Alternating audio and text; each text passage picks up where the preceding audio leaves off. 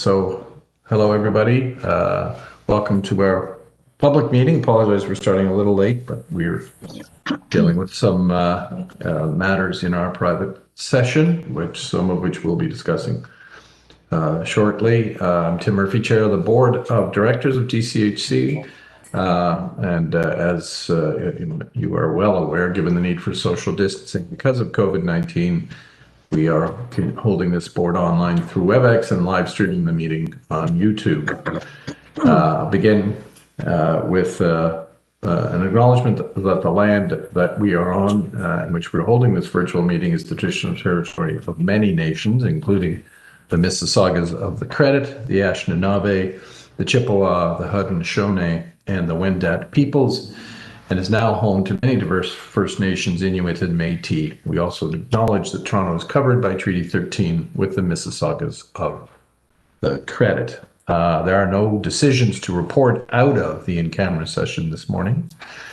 Now, in the public session, we have a lengthy consent agenda, which will be followed by two very important items for the board's approval, which is our 2021 budget and the RFP results for the developer partner for phases 4 and 5 of Regent Park revitalization, both being brought forward by our STAR director, Adele Imrie, chair of the BIFAC committee.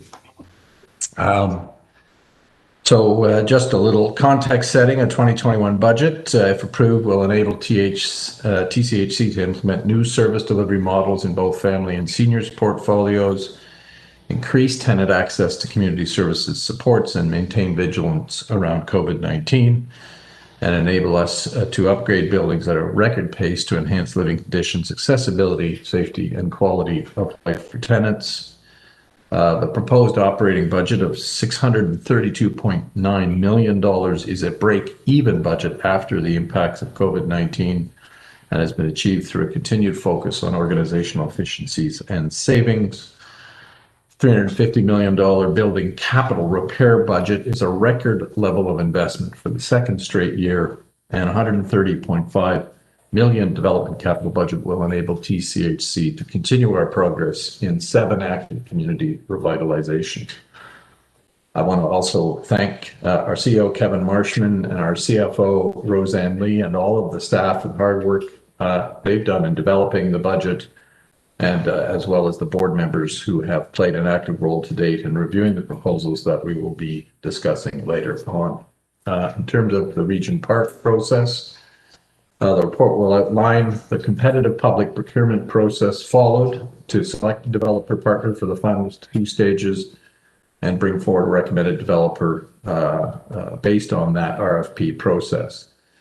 Our approach in Regent Park is transforming the community into a successful, sustainable, mixed-income neighborhood, and we're committed to completing the final 2 phases in a manner consistent with the vision crafted by the community itself.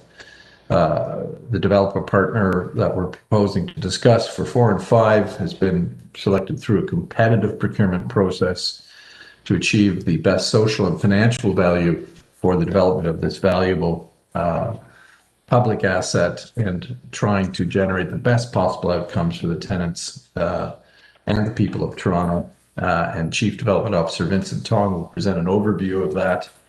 I should note there are a significant number of delegations, deputations on that, and we're interested to hear from the deputations on that point. We'll also be considering a report from Kevin Marshman on human resources plan, responding to the board's request to ensure that we have an HR plan with actions to meet the highest standards of performance and builds a culture of trust, fairness, and safety in our workplaces. In terms of a COVID-19 update, it's been 278 days since TCHC activated its Emergency Operations Center on March 12th in response to what was then the emerging COVID-19 pandemic.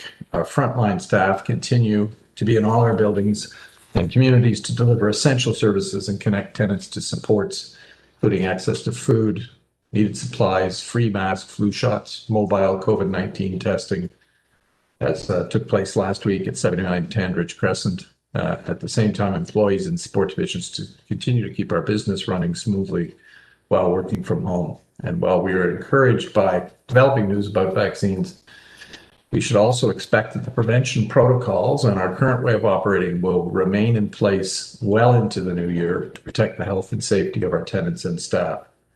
So once again, on behalf of the board, I'd like to sincerely thank all of our employees for the exemplary work they are doing day after day to deliver services and support to our tenants during the pandemic.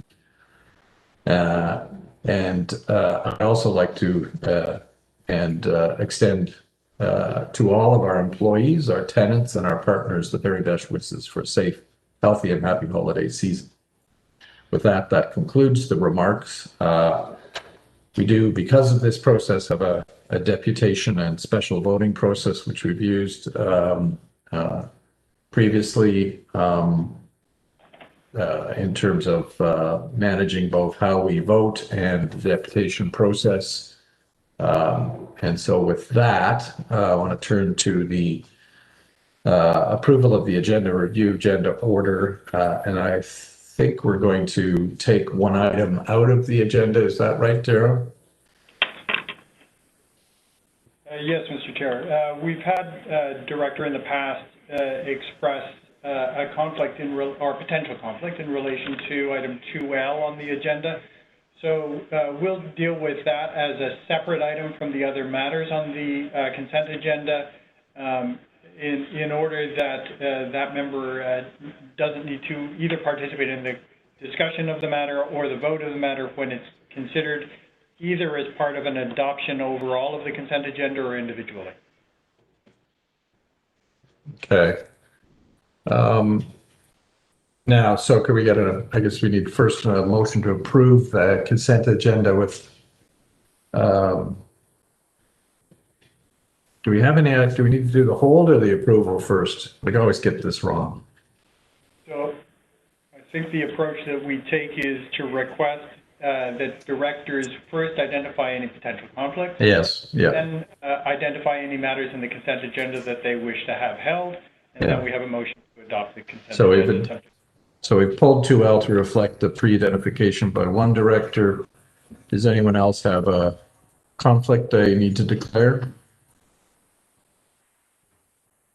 Hearing none. Excellent. And then I guess we then now move to the extent that people want items held from the consent agenda, other than 2L, which we'll deal with separately.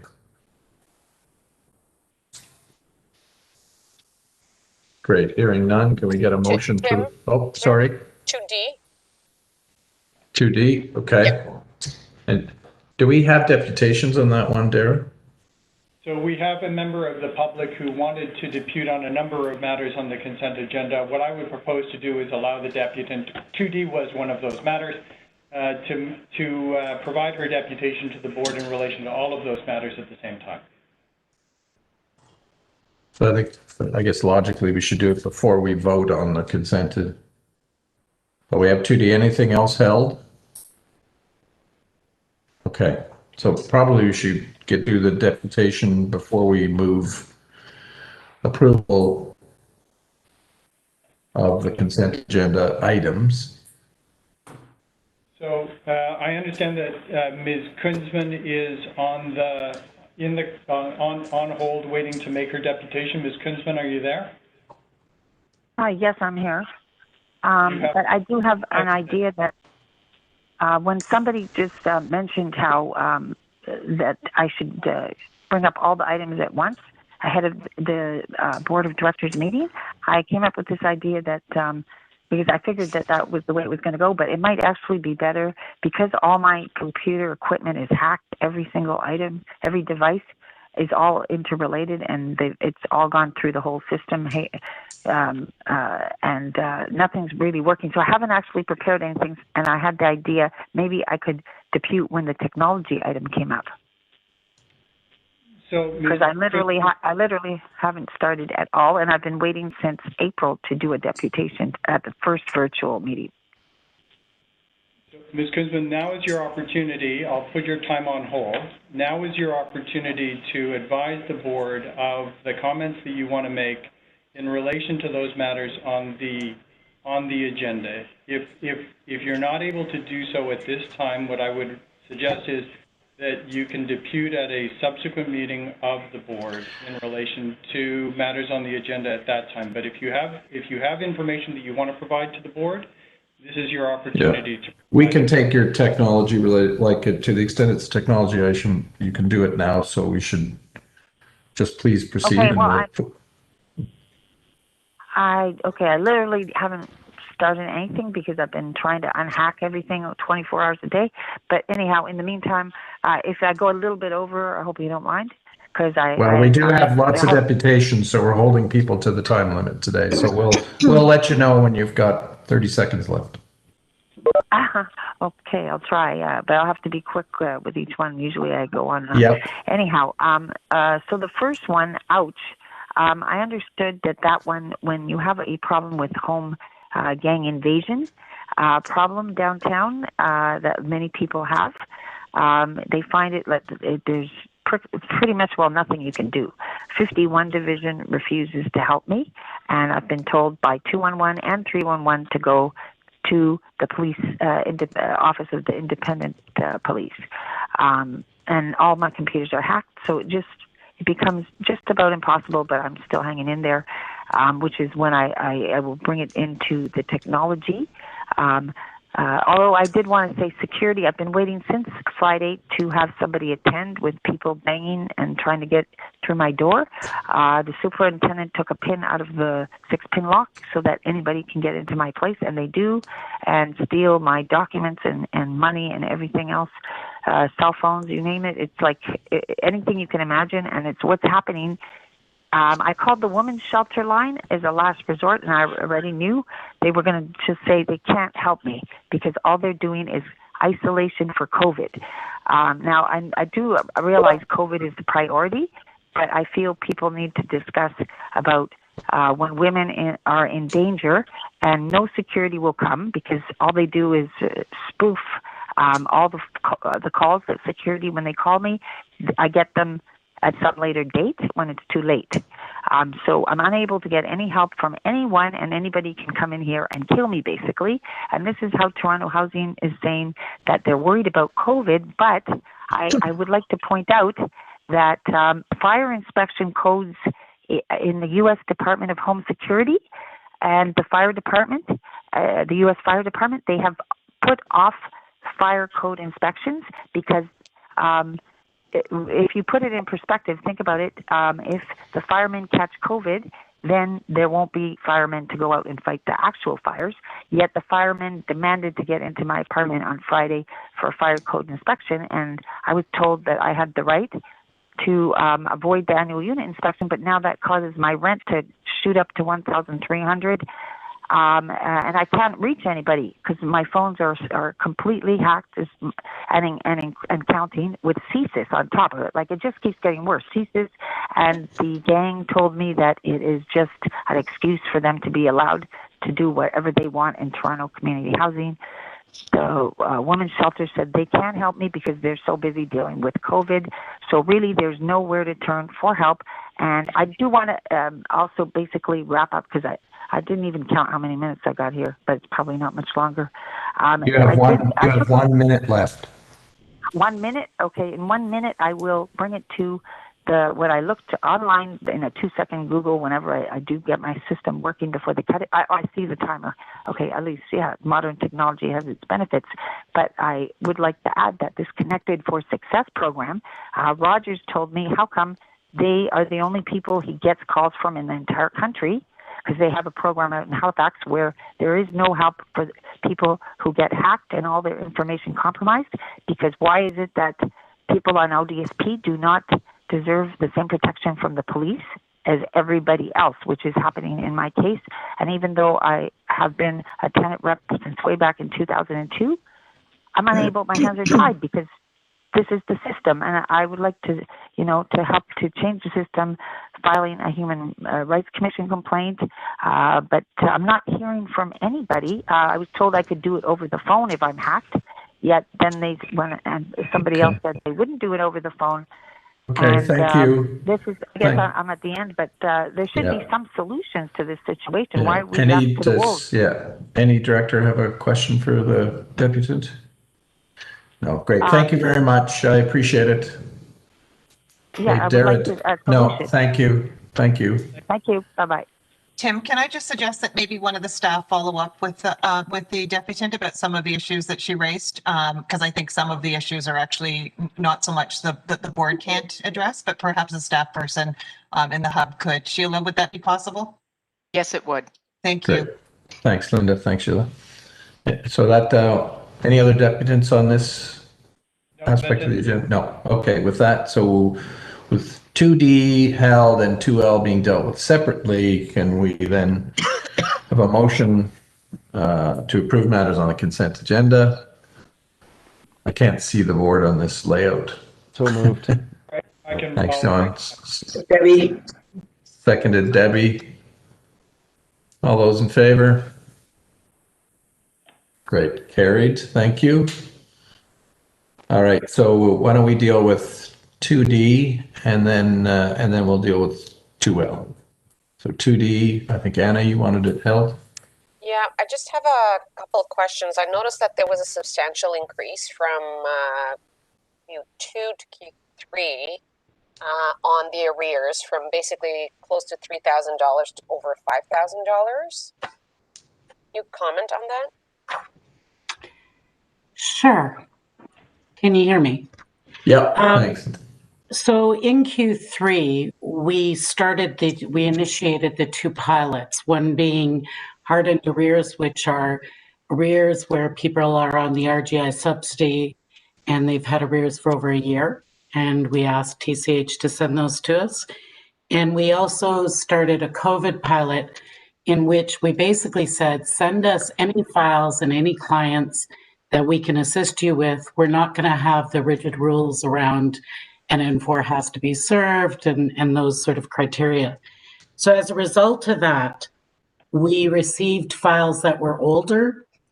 The average in these two pilots, and I'll report back on this in the new year as well, but the average arrears upon referral to OACH for the hardened arrears, the older arrears, were $8,085 upon referral. And then for the COVID referrals, which were the ones where we just opened up the criteria, the average arrears were $6,536. So essentially, you see the jump in the amount of arrears owed in Q3. You'll see an even bigger jump in Q4. Cynthia, but why is the COVID so much higher? Like, what kind of tenants are we talking about here? I thought, are these tenants that had challenges during COVID? They lost their jobs? I mean, what do you call COVID? What's this cohort? So the biggest difference in the sample, in the tenants themselves that were referred to OACH, is that we've noticed that through these two pilots, we've been referred a lot more vulnerable tenants. So you'll know from the past, I've indicated that OACH generally gets about 80% of its referrals are seniors and 20% of our referrals are vulnerable persons. In this pilot, we found that it's close to 50% of each. So to be exact, for Q3, 46% of the referrals were seniors, but 54% were vulnerable. And we're finding with the older arrears, more than 50% as well are vulnerable. So I think the vulnerability could have an impact on the arrears, but again, we're hoping with the new arrears collection process that all of these files should be referred to OACH within the first few months. And therefore the arrears shouldn't accumulate as they have in these cases. Okay. There was, I remember reading it as well. There was 32% of these arrears are related with the loss of the RGI subsidy. Yes. Can you give me an update on how we're doing with the new legislation, that provincial legislation to have the RGI calculated on an annual basis? And well, that will kick in 2021. Sorry, I didn't mean to interrupt you, Councillor. That will kick in 2021. What I can tell you is consistently over time, this area is that area where TCH has fared better than with the arrears. But we've started including just in Q3, actually at Kevin's suggestion, the monetary amount of the resolutions of the loss of subsidies. The biggest challenge with these isn't so much the amount that is identified as arrears, because that can be corrected easily. But the biggest concern with these are that tenants think that they have these huge arrears and they might abandon their unit, or they might, the stress inherent with this. So in this, when we work with them, we seek to reverse them. If we can't, if that's not, feasible, then we get them into the repayment. Okay, and Sheila, through our restructuring, we have a tenant support unit. Are they going to be looking at things like this to ensure that, their pension, their income taxes is done, so there's not, 32% because of loss of subsidy, and I have a strong feeling that most of this is not, it's a work that wasn't done properly, things like that. Right. Are you addressing some of these issues with the restructuring that we've done? Or? Daily, every day. The Tenant Resolution Office picks up any files that need additional support to free the TSCs to do what they need to be doing on a daily basis with 300 to 400 tenants. So we have 2 specialists that we can draw on, the Tenant Resolution Office and OACH, and we are doing both and getting results. Okay, thank you. Any other questions, comments on 2D? Tim, just a minute. Sheila, can you just clarify when you say that we're intervening to Councillor Bailow's question around supporting tenants around their income tax? What does that look like? Are our staff, our TCHC staff, going in and supporting them to complete paperwork and those kinds of things, or referring them to organizations that do that kind of work? So those things are occurring. The legislation is changing that allows us to use the income taxes form to verify income, which will make it substantially simpler for us to do the annual rent calculations. So we have to work with tenants to help them understand that they need to file a tax return and how they can go about filing it. So there's a communication plan that's being developed. It'll be rolled out through the hubs to get to individual tenants. Just to pick up on that, Debbie, I apologize unless you have a follow-up. Yeah, I was just going to say, and I'm assuming that all of that communication will be done in first language other than English and French. Yes? So we work with communities to understand what their first language is and provide translations as required. Thank you. Yeah, sorry. Yeah, and I just want to follow up on one, just in terms of identifying the need to file a return. I assume we provide them with a list of resources, to Debbie's point, to assist in them doing that as required. That's correct. Great. Adele? Back in the day, when I was a student, we used to do tax returns for free. The large firms used to do that. Do they still do that? Have you looked into that? Yes, they do it, Adele, and that's actually done through the Institute, is coordinated. Okay, and so they do come to our buildings and provide that service? Or they do provide that service. I'm not sure that they would necessarily come, but there are places where you can go to get that. Yeah, we used to go to libraries and things. Okay, right. Thank you. I just have a quick question. Sorry, Uba, then Brian. Okay. And do seniors and tenants in general, do they get training of to how the RGI is calculated? Because a lot of people have concern and complain different times about not knowing what their rent are because they don't know how the rent is calculated. So do they get sometimes trainings? And my other question, Cynthia, is I remember last time you said you get the referral a bit too late after maybe a year or 16 months. Did that improve? Like Because I think what would make a big difference is if you get the referral within 2 months or 3 or 4, 5 months even. So when the Arrears is less than 10,000 and more. So did that change? Thank you for both those questions. To quickly answer the first question, OACH went out in 2019 and did training in 24 of the senior communities and seniors buildings to do training on the RGI and the implications of not filing income tax and some of those issues.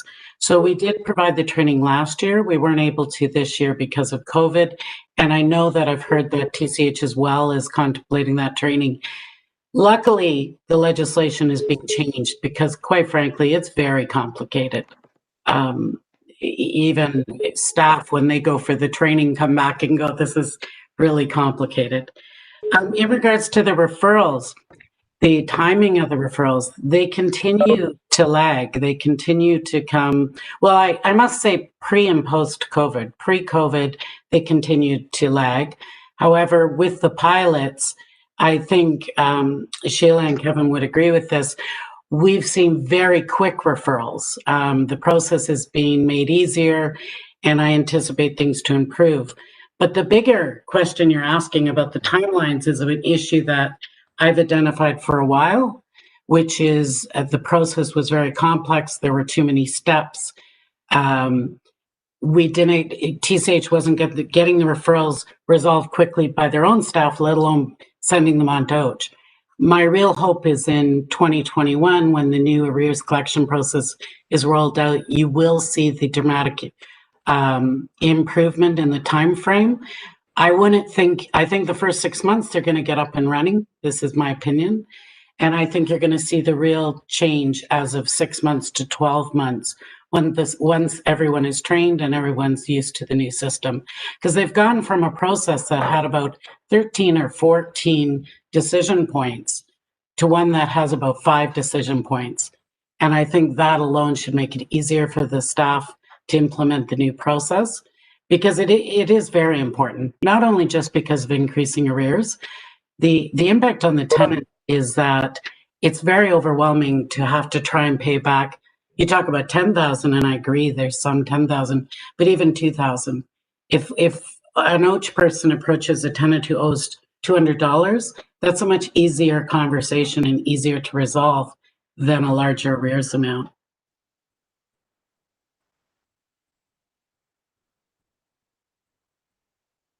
Sorry, Brian?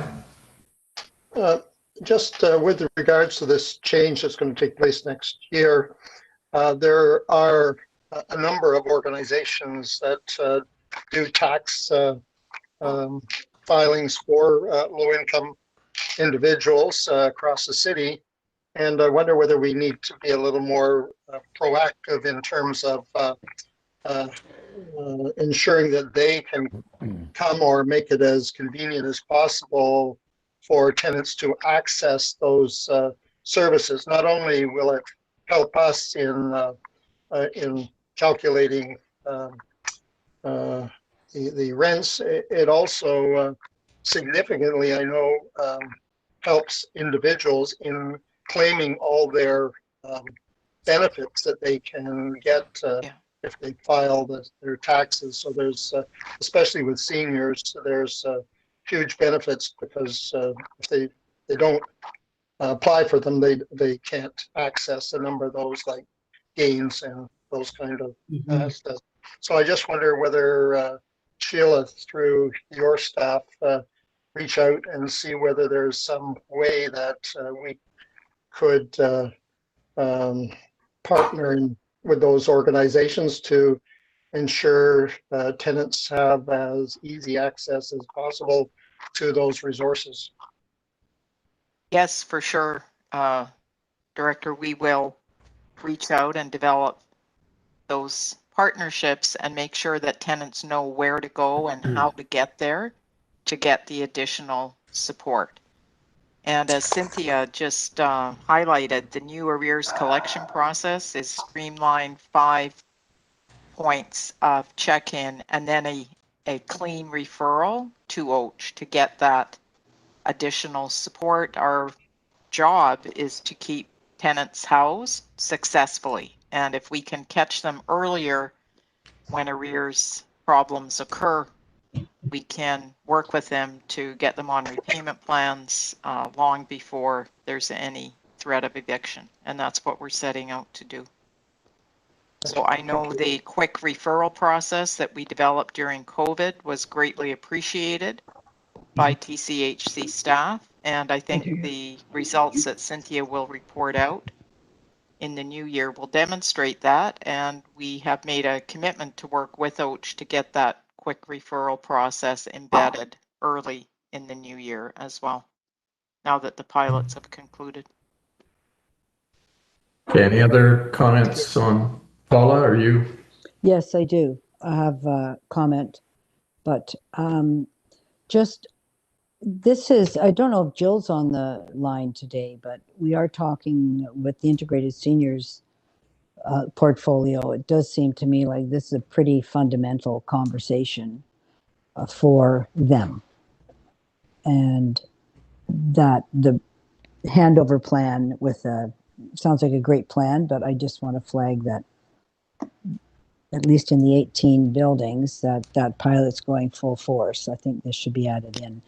I did want to. I see Jill is on the call if you wanted Okay. her to comment. Oh, that's good. I just wanted her to hear all of this. So Okay. she's on the call. That's fine. The last thing just is, I know it's great to have these services, and I think it's fantastic to be able to go in and do the paperwork, etc. But how we got OACH was the fellow that died in the hallway. He was very ornery. He refused to do the paperwork. He would never have gone out to have anything done. It was a service that was recognized at that time that the caretaker should be helping with that. But now we know that's not reasonable or sustainable. But that the folks, when you're identified as being somebody who's having trouble around their finances and managing, because he was losing a bit of mental competence at that time, that's not waiting for people, that's going in. And that was how that investigation took place. That is how OACH got here. And I'm not hearing that side of it to the degree that I think that we need to. That other side of the 20% of seniors who aren't going to go somewhere, who don't have that capacity, who are vulnerable, who all those different things. So I'm flagging that, and I would like to hear a little bit more of that approach. And whether we don't have to do that today, but I would suggest, Linda, that that's something that we really drill down on a tiny bit more before the senior unit gets passed over. Councillor, do you mind if I quickly just respond? Please do. In regards to the seniors portfolio, OACH has been working, they were involved in the pilot, and I've provided statistics to them on simply the seniors, the outcomes of the seniors' involvement in the pilot. And Jill Batta and I and her team have monthly meetings as well to ensure that anything that's going on with OACH, they're involved with, and thinking forward that going forward, there may be a few differences in how the portfolios wish to proceed, and OACH will be supporting both of them. Yeah, I don't think that's my point, Cynthia. My point is that when we're talking about this, we're talking about bringing these taxation services to seniors, etc. My point is that it's the seniors who don't avail themselves of that, know about it, are cranky, whatever, that actually need the help not to fall through the cracks. That is my point. And it's, I don't really need, I'm just saying for the board and for the new board, that's our lens to make sure those things are happening. And I haven't been hearing that. So I don't want to have a back and forth. I'm talking about the board actually and our responsibilities. So that's my point. Just making a point. It's fine. Thank you. Okay, so anything else on 2D or? Okay, so I guess is it a motion to receive the update? I would still like Linda to take this at committee, and we'll just make sure that that little section is front and center. It's a brilliant idea, Paula, and I think it should be forefront. Thank you. As usual, you're right on. So the motion to receive is on the screen. We have a mover. Linda, seconder. Uba, all those in favor? Great, thank you. Thank you, Cynthia. Okay, 2L. And I think, John, you're declaring a conflict, so thank you. So we'll bring it up just for the purposes of, I'll bring up the motion. I don't believe anybody's held it, but we should vote on it separately. So I'll bring up the motion for the board to consider. You should be able to see that motion now. It is reflecting the recommendations in the report before the board today.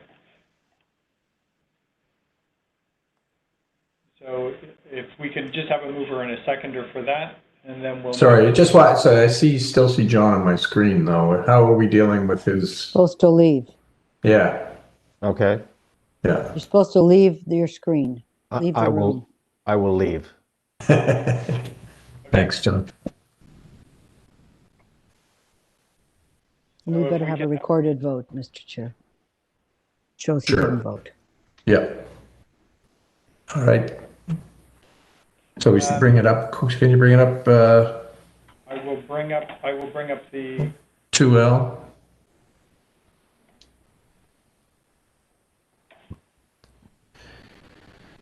Then if I can have a vote. I'm sorry, Mr. Chair. I had questions on this item. Yeah. Well, that's fine. We haven't even moved it yet. I thought you were moving it. Oh yeah, we were about to. And then we have discussion, then we have a vote. So can I get a mover for the motion? We should actually deal with the councillor's questions before we have the vote. I hadn't realized she had questions on the matter. All right, fine. It doesn't matter to me. Sure, Anna, go ahead. Thank you.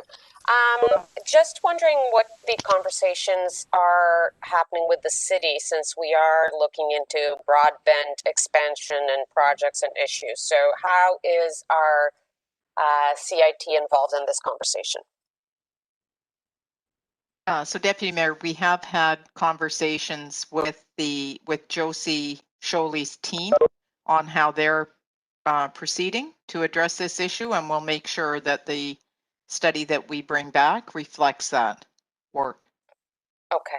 And is the idea that you have in here to prepare us to go out for an RFP with a company that can partner with us to provide these services? That's a potential outcome of the feasibility study. There are a number of issues that we have to explore, but that is a potential outcome. Okay. And you're just looking into blanket internet, or you're going to differentiate between RGI, market units, or? We're looking into RGI. Just RGI? Just RGI. Okay. Okay. And so the feasibility will look at potentially full cost for TCHC or partial cost. You're going to look into all these areas and come back with that report, correct? And correct. How to partner with the work that is being done at the city. Correct. Perfect. Thank you. Just wanted to make sure that.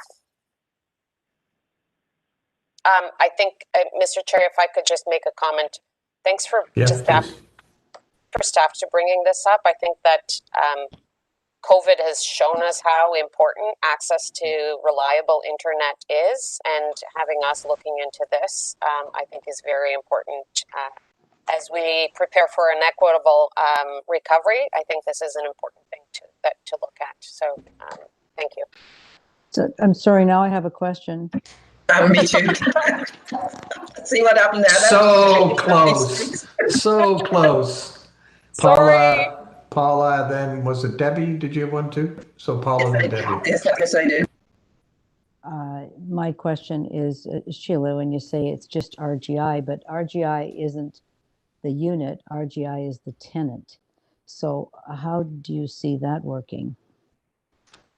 So we would be providing for the connection to the internet for the building, and it would be made available to RGI tenants within the building. It would be turned on for RGI tenants within the building. In each unit? Correct. So is it a Wi-Fi that we're looking at for building, or? So we know where fiber has been brought to our buildings. We know where fiber has been brought to suite in our buildings, and we would be looking to at the feasibility of expanding that network to serve tenants that are financially, that are RGI tenants. Okay, thank you. But sorry, just so now I'm confused. So I assume there is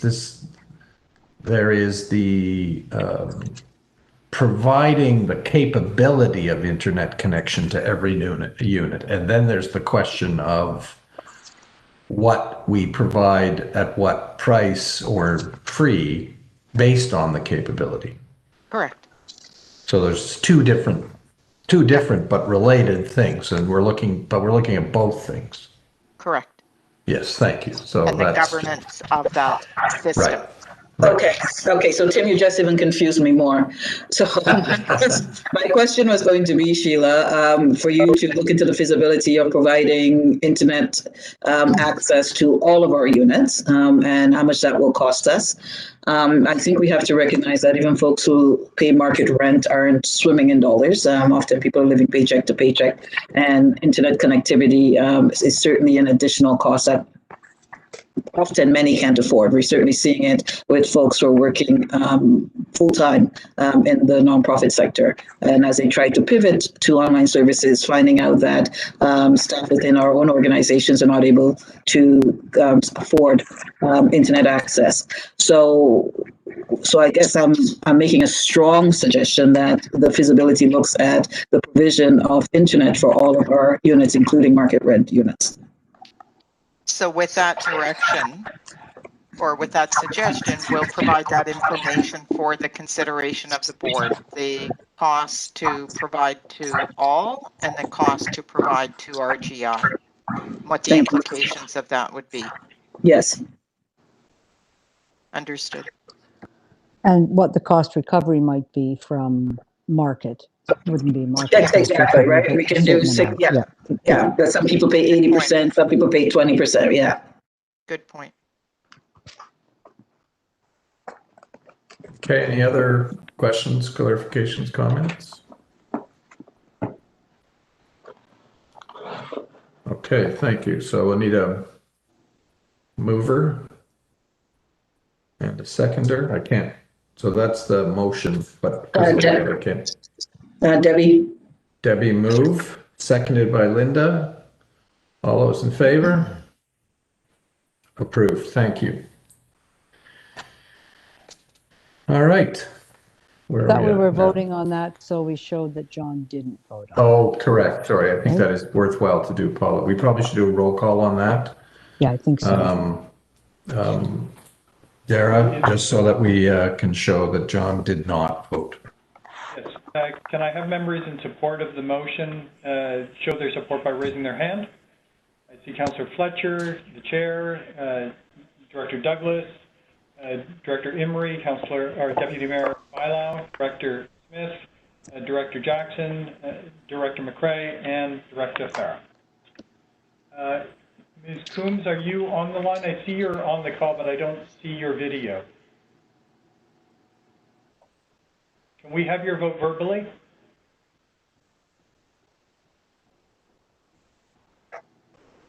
We'll record Ms. Coombs is absent for the vote.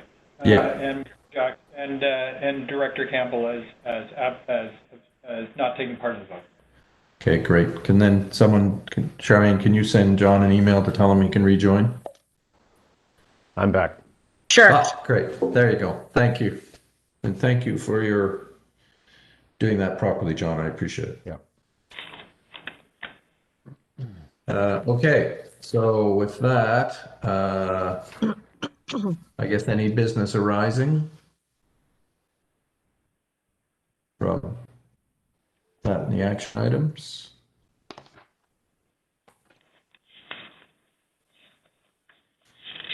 No, so a motion to receive for information.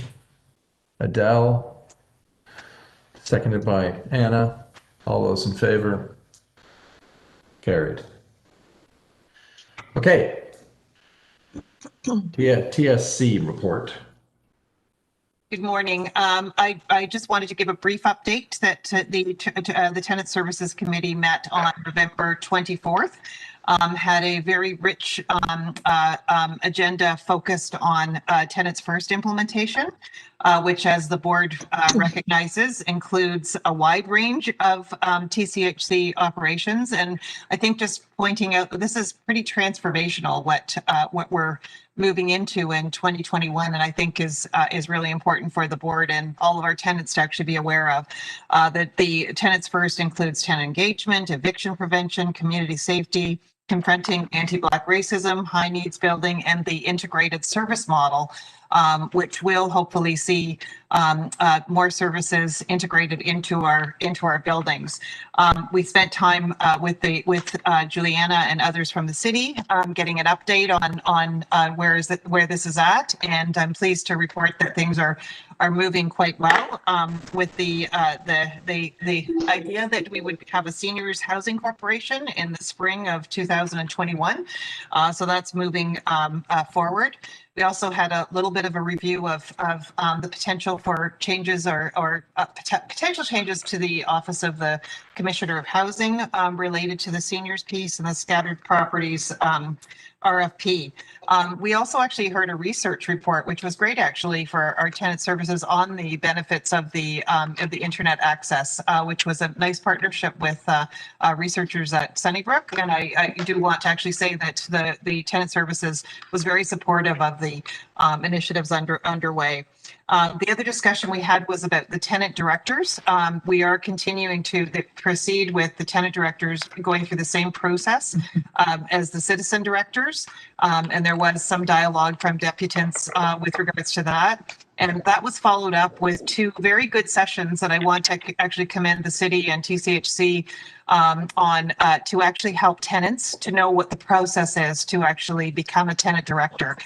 So there was a day session, full hour session, and an evening hour session that tenants to actually understand the process and how they can apply. And the city was very open to providing extra supports to anyone who might be interested in applying for those positions. We didn't get through the whole agenda. There's many other items that actually are of importance to the tenant services, including the violence reduction and the broader tenant engagement. And we will be actually bringing those forward to the next meeting. So it was a rich meeting. And for any of the tenants that are actually watching today, I would encourage you to tune in to the tenant services committee meetings, because I think there's some very pertinent items that are actually, I think, of interest to tenants that are happening right now. That's the end of my report. Thank you, Linda. Any comments, questions? Great, thank you. A motion to receive? She's moving it. Linda moves it, I think, isn't she? Linda moving, seconded. John, all those in favor? Carried. Thank you very much. Superstar Adele, the BIFAC report. Just to be clear, Linda's a superstar too. I was going to say, I'm not offended at all. I'm struggling to unmute myself, but thanks, Tim. I do have some brief remarks. I wanted to note that BIFAC met on November the 16th, and in our in-camera session, BIFAC voted to recommend the 2021 operating and capital budgets for approval to the public session of the board. And the process for review and approval of the 2021 budget includes a special BIFAC meeting, which was held on November the 12th. It solely deals with a detailed presentation and review of the budgets with management. Based on input from BIFAC from that meeting, we held our meeting on November the 16th, and all board members were invited to attend that meeting and had the opportunity to go through the budget in detail and ask questions and make comments. And I wanted to thank the board for their valued engagement in this process. It's very important and much appreciated by BIFAC and management. And as Tim noted, I'm very pleased to report that TCHC is presenting a balanced budget despite the continued impact of COVID in 2021. And I would like to commend management for their fiscal responsibility in preparing this budget. There are also a number of highlights which will help to ensure financial stability of TCHC going forward, and our CFO will provide details on those initiatives in her presentation when we get to 5A. I would like to thank management for their significant efforts in taking the board through this budget process this year. It is much appreciated by BIFAC and the board.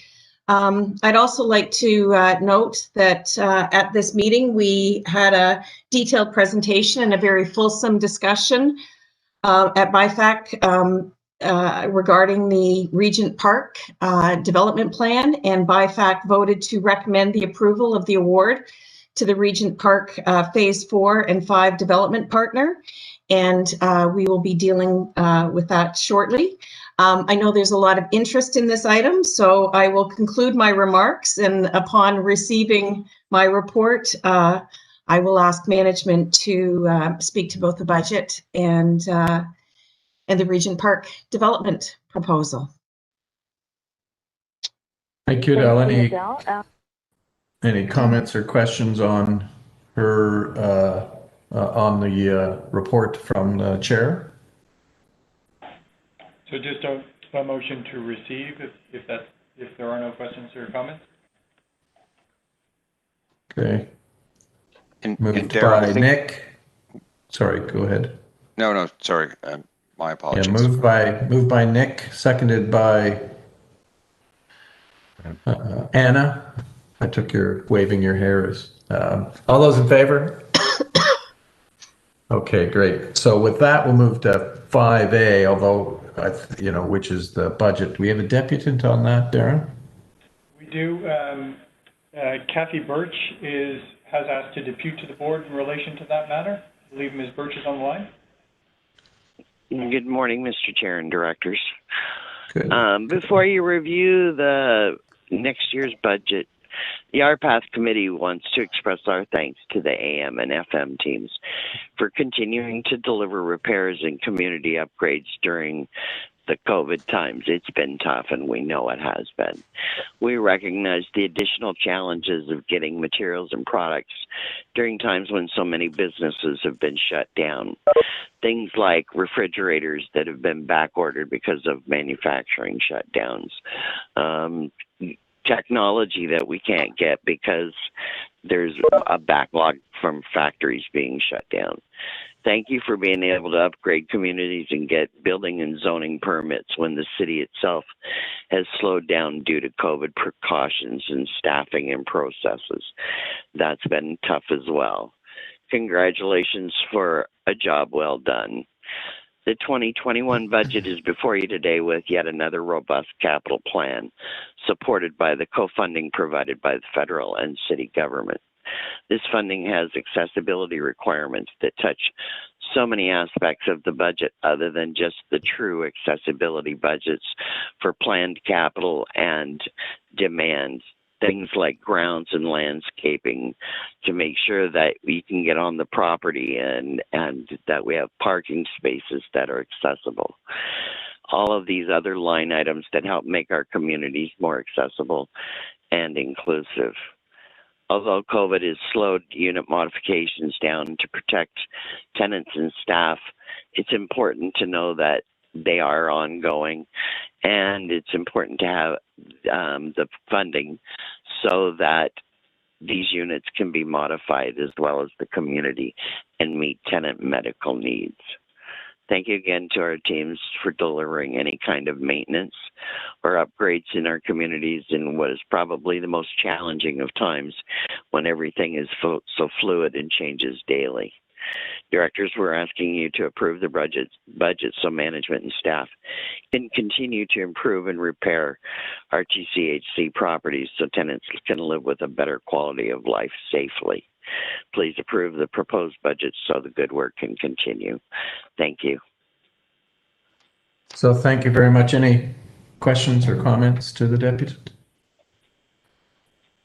No, so thank you very much. I appreciate your encouragement to us to pass the budget.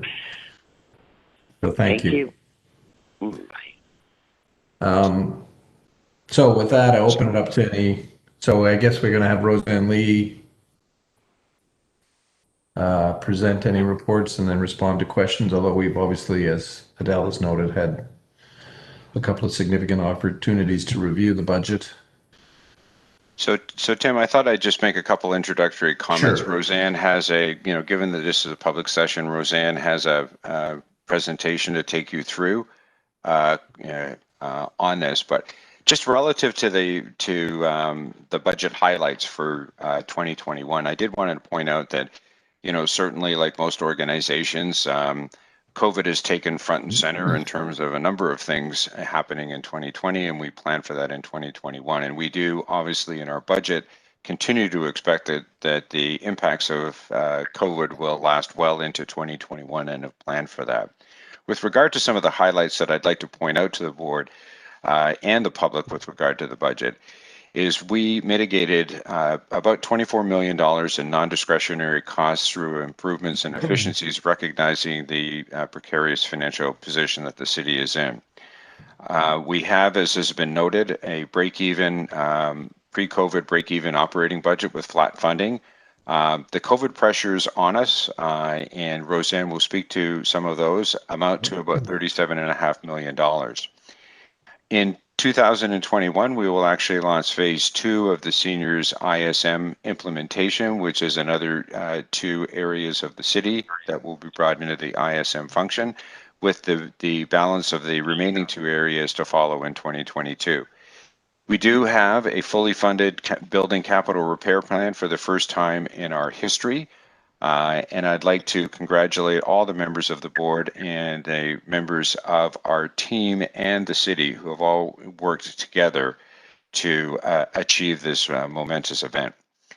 We are continuing, as a result of that investment in building capital repair, continuing to see an improvement through 2021 in the reduction of our FCI, which is the Facilities Condition Index, and it's well on track to attain its target of 10%. And in fact, we are slightly ahead of that, and I'm pleased to report that.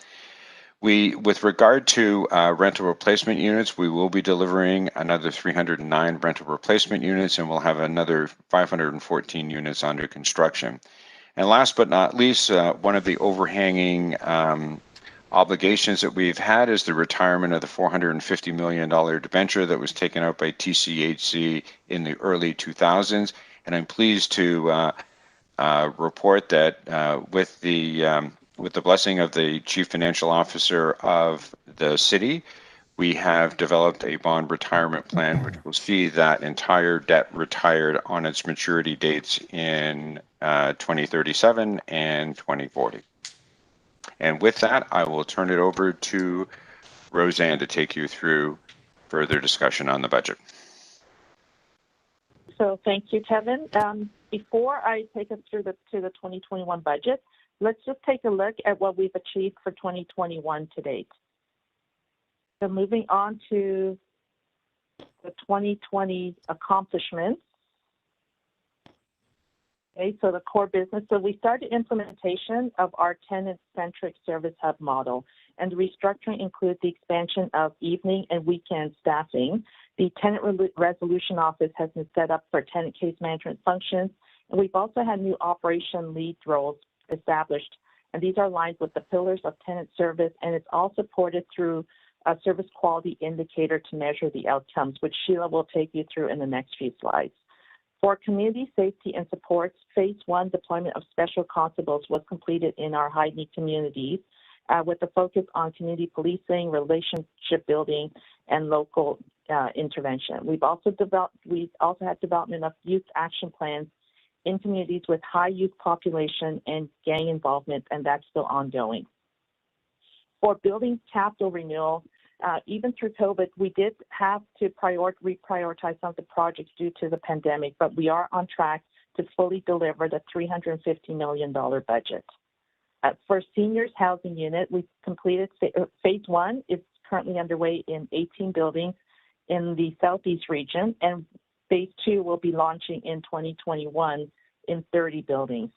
For the IT modernization homes implementation, we completed implementing phase one of the new system, and that was on schedule, covering finance and procurement.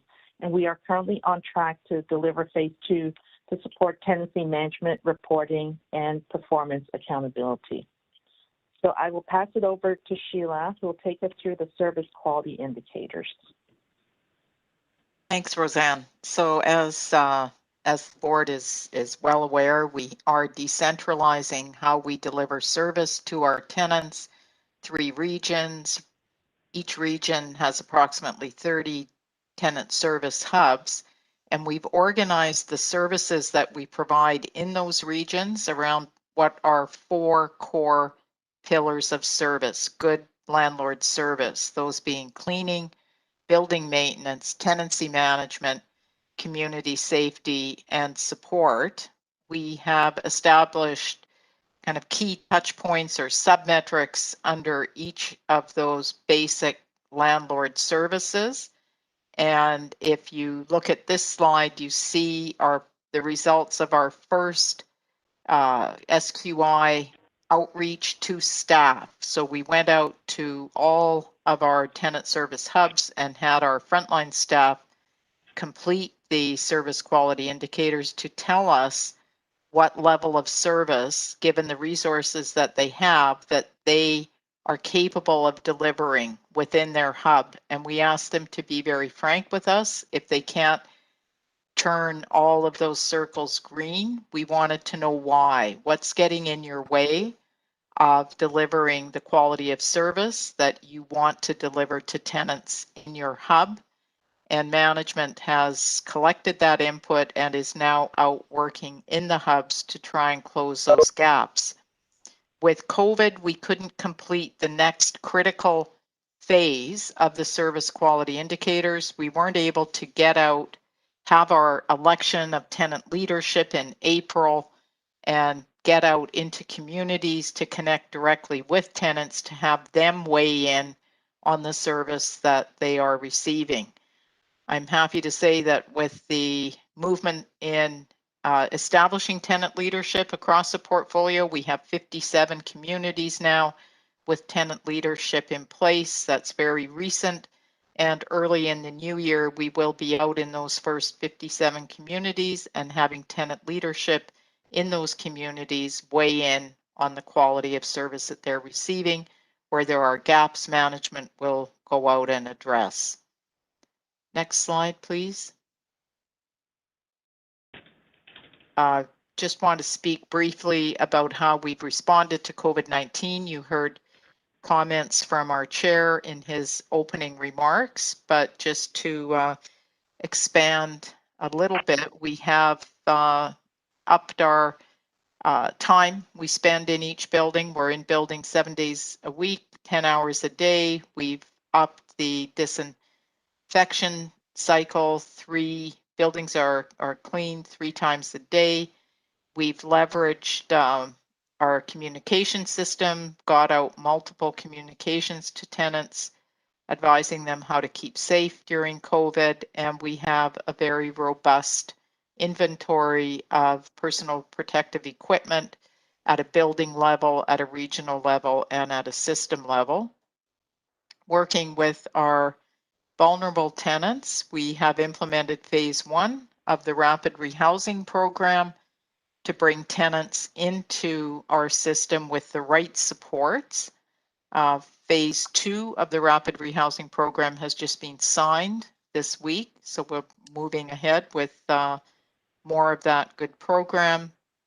We have conducted 19,000 wellness checks and continue to make referrals for tenants to the supports that they need. And we have a very active rent deferral program that we are currently administering. So all in all, a big effort by the company to respond to COVID-19 to keep our tenants and staff safe. And with that, I'll turn it back to Roseanne. So like most organizations, our operations were overshadowed by COVID-19. So in terms of our 2020 financial COVID impact, we saw pressure of $24.8 million. So cash inflows, in terms of the specific pressures, going into the detail, cash inflows were lower by $4.9 million. Mainly that's because although we saw an increase of rental rates as tenants' incomes increased, and that was mainly because of CERB, we also saw an increase of uncollectible rent. We also saw higher utility costs, and this is from an increase in consumption as more tenants stayed at home at $2.1 million. Increase in operating expenses of $20.3 million. So this is for PPE, the masks, the gloves, the hand sanitizers, and also the higher overtime costs for cleaning in the common areas and high touch places like the elevator buttons and the door handles. So offsetting that, we saw savings from program cancellations, specifically the summer programs and some of the pest and environmental work that required entry into tenants' units. So offsetting the overall COVID impact is the $24.8 million.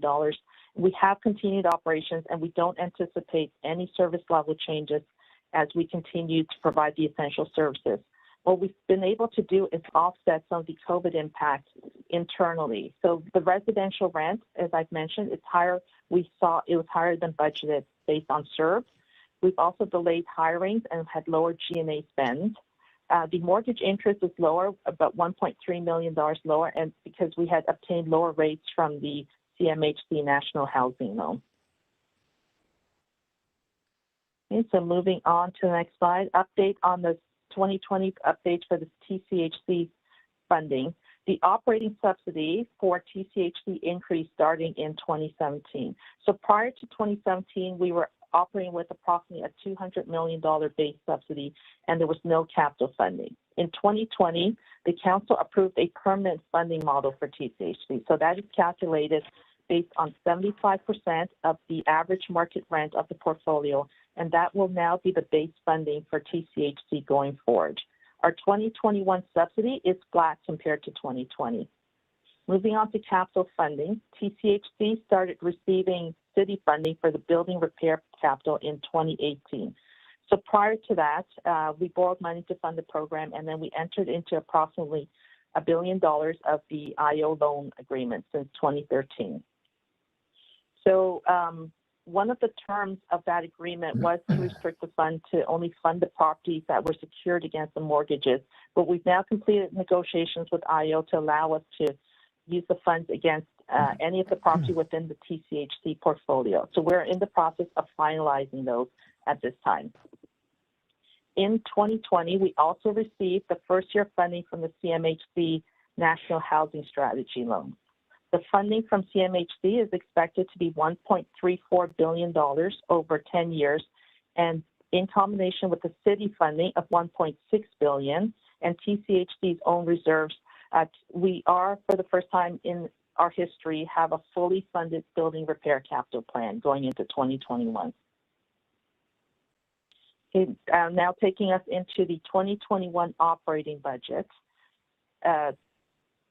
Strategic priorities. Our 2021 strategic priorities will be a continuation of our 2020 accomplishments with tenant-centered strategic priorities. We've implemented 3 service hubs in 2020, and we will continue the full rollout across the entire portfolio. We're going to continue the 10-year building repair capital program with a $350 million capital plan, and we are on track to bring the portfolio into state of good repair by 2026. The pandemic is still ongoing, so we will continue to maintain a high level of vigilance to provide essential services to our tenants. We're going to continue the replacement of TCHC's end-of-life IT systems with modern applications that support increased business intelligence and reporting. And we will also implement the next phase of the ISM in partnership with the city and local health partners to improve the outcomes for tenants in our seniors portfolio. Okay, so 2021 budget at a glance. In terms of high level of the numbers, total budget is $1.134 billion. Our operating budget is $632.9 million. So this is a break-even budget as was previously mentioned. This is break even before COVID, though we do have approximately $37 million of COVID expenses, which I will go into more detail. The building repair capital is $350 million. This is consistent with 2020. Our development capital budget is $103 million, and our homes 2021 budget is $24.2 million. This next chart details our operating budget, shows the break-even budget. So, and you'll see the bottom line there, total cash surplus or shortfall before COVID is a break-even budget. Cash inflows equals our cash outflows, which is at the bottom of the sheet. You'll note the shortfall of $37.5 million is all COVID related. Now, I recognize that this chart has small fonts, but it was the only way we could fit all the information on the sheet. So if anyone needs a larger font format, feel free to reach out to us for a copy. Moving on to the non-discretionary drivers. So our TCHC business model has a large number of non-discretionary expenses. So even before we consider new programs, so in order to come up with a break-even budget, we had to work to find efficiencies or savings. So going over the non-discretionary drivers, the main driver is utilities. The rate increases before any consumption increases. The rate increases relate to hydro 6%, gas of 5%, and water waste of 4%, account for $6 million. Mortgage P&I, this will continue to increase as we take on more loans through the National Housing, through CMHC and the National Housing Strategy loan. Municipal taxes, that is the standard increases for the year, and the seniors housing, that's the incremental increase related to phase 2. In terms of operations increases, we had air conditioner replacement program, which will be continued into 2021. There's service contract price increases related to preventive maintenance, annual renewals such as grounds, electrical, elevators, etc. The annual collective agreement adjustments for union, $2.2 million. There are no increases for management exempt staff in 2021. Other includes some of the costs related to contract management being brought back in, and also corporate and IT capital. Under corporate increases, the employee retirement benefits, these are the increases calculated from the actuarial reports based on census data. And then we also see our annual increase for insurance premiums of $643,000. So that totals $24.3 million of non-discretionary expenses that we had to find the efficiencies and savings for. So how we offsetted that is we started to look into individual drivers. Utilities efficiencies, we did see consumptions, we're forecasting consumption reduction savings as a result of all the investments we're making in our energy savings retrofits. So this is the energy saving furnaces or the windows. Corporate efficiencies and reductions, savings generated through a reduction of non-frontline facing roles. So we did reduce approximately 15 headcounts. We're also reducing general and admin spend. We looked at unit vacancy reduction. We're working various strategies and programs in partnership with SSHA to reduce the vacancy rate by 0.5%, and looking to for the reduction in benefit contributions by working with Blue Cross to review claims history and strategically reviewing the mix of spend. So that'll bring a savings about $1.2 million. We're also looking at savings anticipated from the development of a clear definition of the false fire alarm. We're working in conjunction with Toronto Fire on this, so that if an alarm is working properly, we shouldn't be charged for it. Now, offsetting that are other, including that all other offsets. So the IO reserve contribution, since we're looking to amend the IO agreement for the financing agreements, they're also releasing TCHC from having to fund an IO CapEx reserve. So that's an offset of $5.7 million. We're estimating contingency for any unanticipated inclement weather of $2.3 million. And we're also for a full year rent impact from 2020 rent increases, which were partial rent increases in 2020. So the 1.5 is full year impact going into 2021. So those efficiencies and savings completely offset it, are non-discretionary drivers to bring us to a break-even budget. So moving on to the COVID pressures. So after the COVID pressures, after the break-even budget, we still have the COVID pressures that we need to address. For 2021, the largest COVID-related impact will be from the lost revenue, 17.4 million lost revenue, and this is due to the provincial rent cap, where we are not able to increase the rents. We're estimating this to be $17.4 million based on reviewing historical tenant data. On the expenditure side, it would be similar to the current experience in 2020. So we will continue to spend on the staff overtime, the PP&E, and the increase in utilities consumption. We are estimating that the requirement for PP&E will be slightly lower because we're now at a run rate as opposed to initially where we had to stock up and at the higher prices. We will see some savings related to the programs in 2021, although not the full savings that we saw in 2020, because we'll be looking to run some modified programs for the summer and modified termite or pest programs that doesn't require entry into our tenants units. Okay, so moving on to the building renewal capital budget. The building renewal repair capital includes the capital costs to maintain our portfolio in a state of good repair with a 10-year plan that totals $2.7 billion. The city funding towards our plan includes an annual contribution of $160 million. Our first two objectives on the slide continue to be the same as prior years, where we continue to implement a building capital repair plan to achieve a 10% FCI by the end of 2026, and to work to maintain availability of all units for rental. For 2021, there are two additional objectives as a result of conditions as part of the CMHC National Housing Loan. So one of them is to reduce the portfolio-wide energy consumption by 25% by the end of 2028. So this is approximately 2.5% per year. Also, to maximize accessibility for our tenants, including building common areas and accommodations at 20% of TCHC units by the end of 2028. The next chart shows the 10-year capital budget amounts and the forecasted FCI for each year.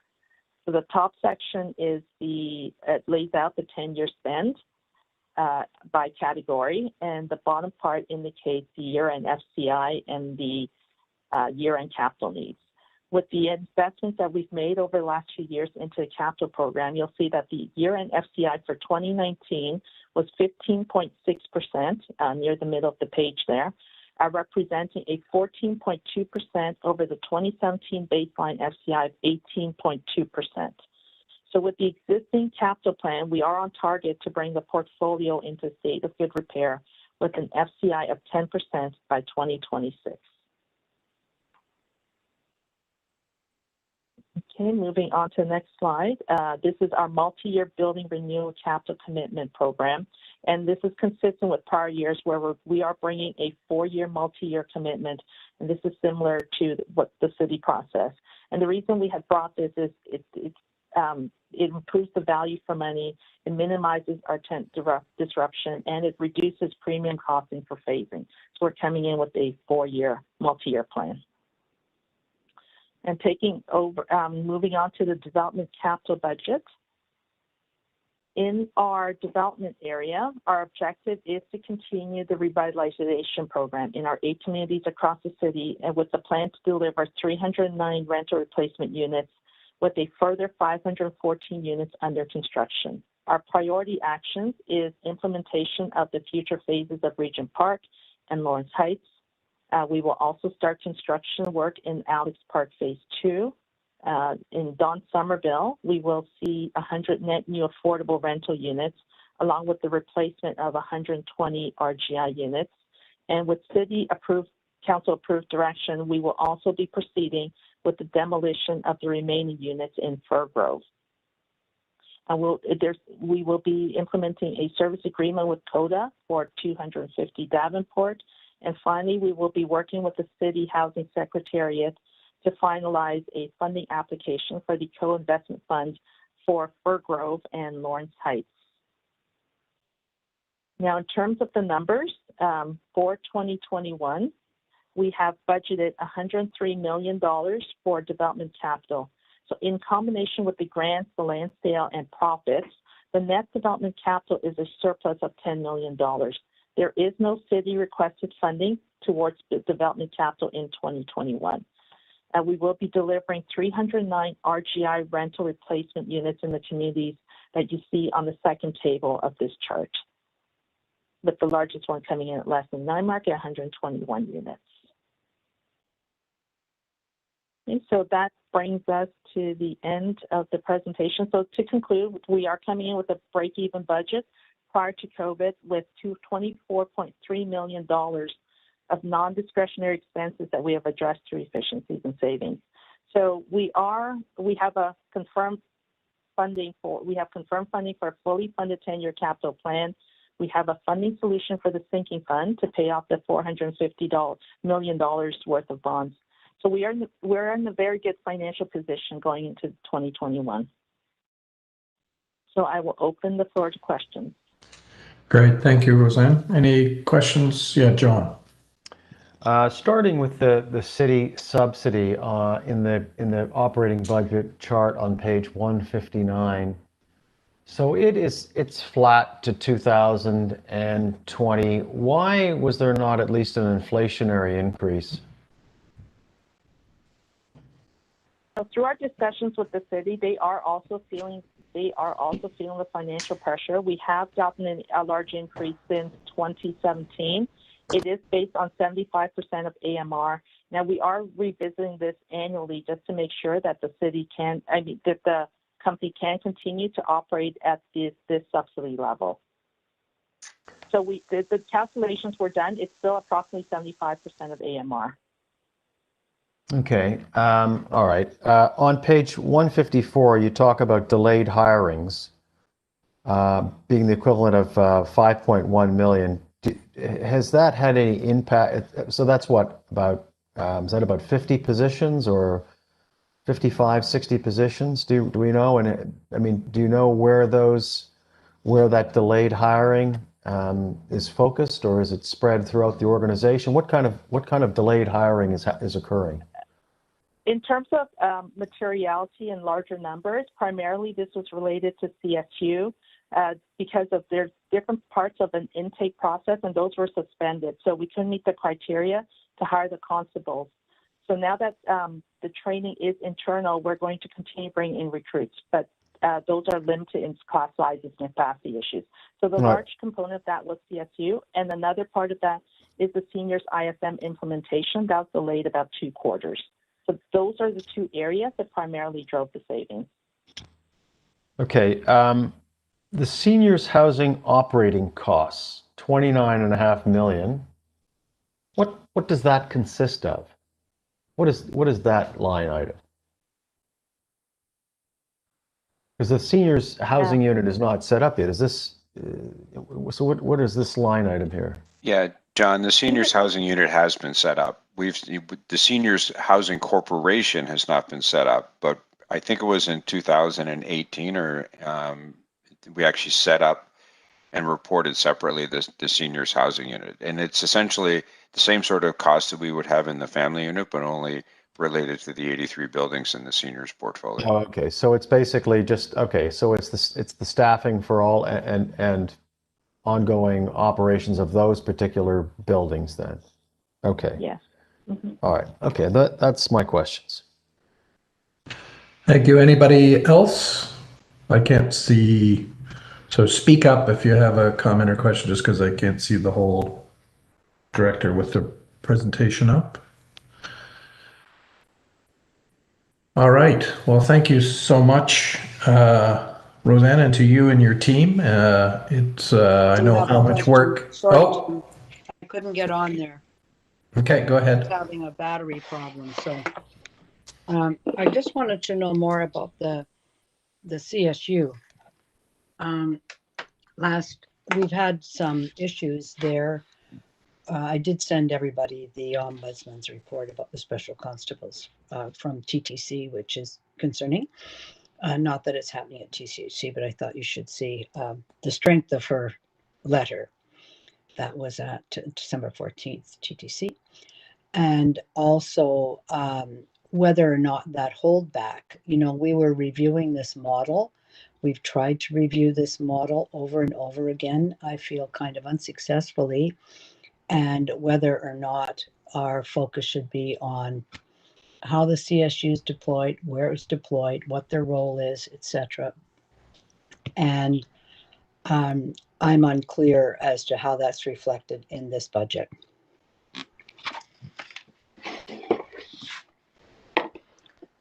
You said it's held back, Roseanne, or it's not held back. I'm of the mind to hold that back until the board is finally very happy with the model that we're using. Excuse me, Councillor, just what Roseanne was referring to was the delay in hiring of and the training of the CSU officers. We are, as I think we've discussed before, taking a look at how we deploy the CSU. And actually, what I should say, the CSU is more than just the special constables. Obviously that's a large piece of it, but we're looking at what makes the most sense in the role of us, the role of community support through other agencies, and the role of Toronto Police Services in the broader community safety issue of it. And that Sheila is actually leading that effort, with city staff and ourselves in 2021. And I guess that I think the board's been very clear about its interest in this issue overall. So I'm going to ask the delay in the hiring perhaps is a positive thing, and we should delay that until we have all firmly agreed on the model and the best anti-violence model that we're using.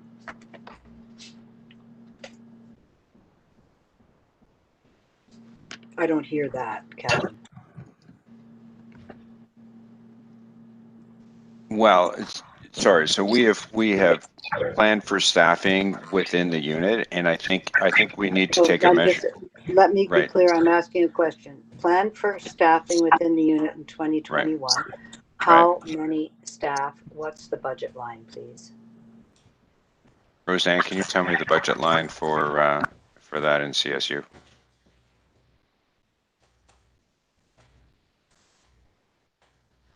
Sorry, Kevin, you were cut off. Who was that? Your question. Who was that directed to? To Roseanne, because she's got the budget detail.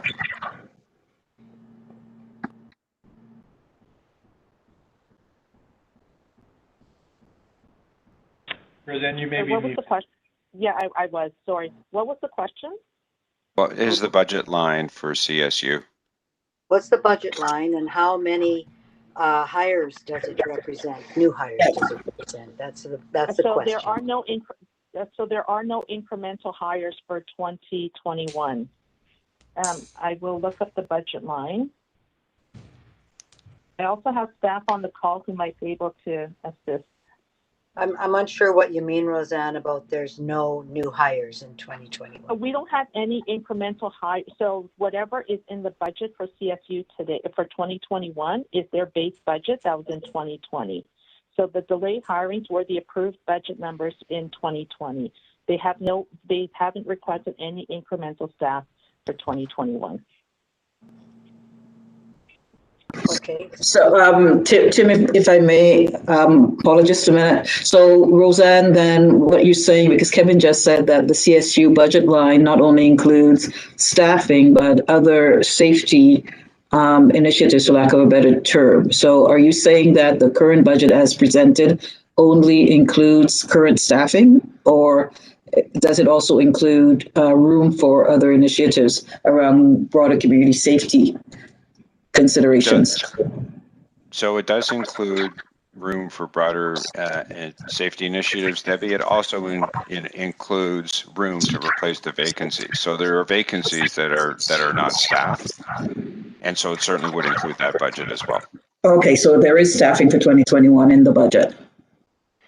I want to be clear, not additional staffing, just replacement staffing. Vacant staffing. Yeah. So I'm joining Councillor Fletcher in saying that we hold off on filling those positions until we reach an agreement in terms of the community safety model that we're agreeing to as a board.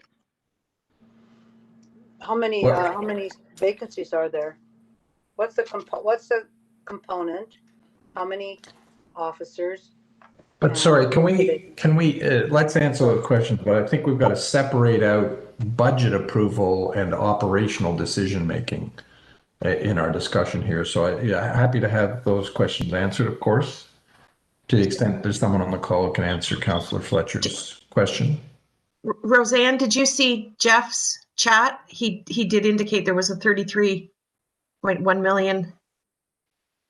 Yeah. That's the CSU budget. Yeah. Yeah, for Just to CSU. clarify, so just to clarify, the 2020 budget for CSU was $35.8 million.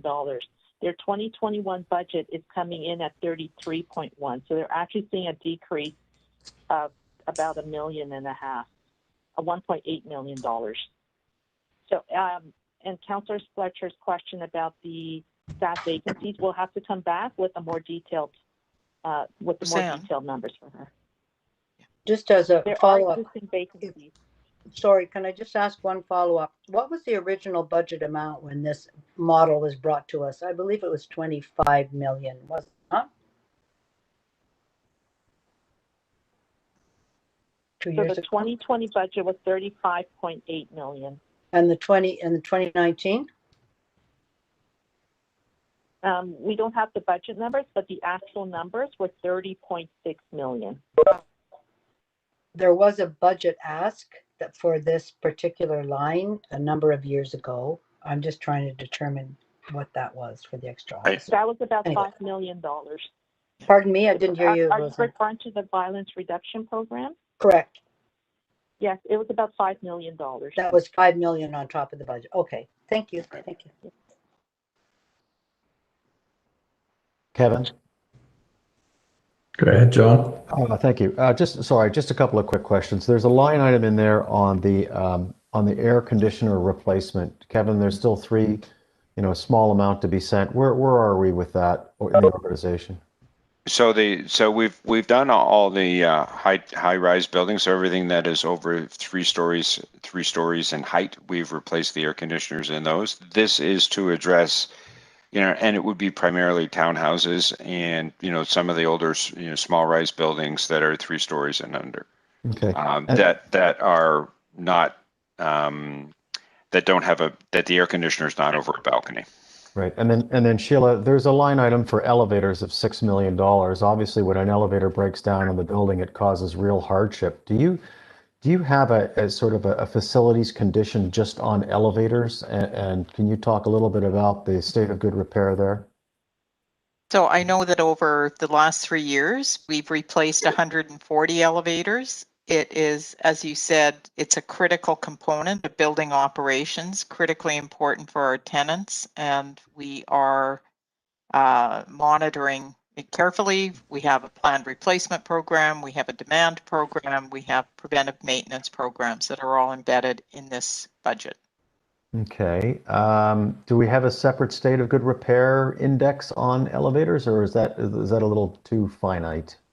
No, we have a condition report on that building component, elevators, that we use to plan the replacement program on an annual basis. So we know the condition of the elevators, we know which have the highest rates of failure, the age, the type, and we use that information to plan the capital program. And are you satisfied with the current state of repair of elevators? I understand getting technicians is sometimes problematic. I will say that this company has an excellent team of professionals that work and manage the elevator program. And I do know that our calls per elevator are at or below the industry average. But I also understand that when an elevator goes down in a building, it has a real impact on tenants. Sure. And it's something that we need to pay very careful attention to. Particularly in a time of COVID, when we need distancing, you don't want too many people on an elevator. You can't have one elevator operating. Right. Okay. Correct. That's it. Thank you. Any other questions, comments?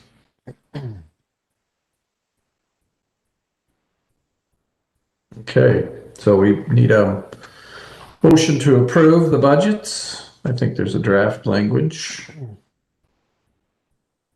Just put the motion up to approve the operating and capital budgets, authorize staff to take any necessary action to give effect to the above recommendation. I'm happy to move that. I'll second. Second by John. It's Paula, can I just understand how we would approve that and then also be able to have the tenant services review the CSU model that that extra 5 million went for, placement, vacancies, etc., before we actually proceed with the hiring? So I think I think we can deal with the CSU review as a separate matter. I think the budget, that's an operational issue. I think we approve the budget and then we can do a separate motion or whatever around the CSU issue. I think it's arising out of that. I will say we are approving an operating budget, Tim, so I feel. Yeah, I understand that. Thank you. So all those in favor? Any opposed? Seeing none, it's approved. So did you want to move a motion around CSU as a? Yes, I wanted to refer the replacement of CSU officers and a review to Tenant Services Committee. And I'll second it, Debbie. So I guess I'm not sure sorry, are we reviewing, what are we reviewing in the CSU? Because I think it's fair to Well, we're going to review any of the new hires, whether or not that complement should be that. And CSU. But I thought there was, but sorry, that seems actually weirdly a wrong thing to focus on, isn't it? The CSU, I mean, is it the number, like, are you focusing on the number of CSU officers or their qualifications, training, or the functions of CSU? I don't quite understand the issue you want to address.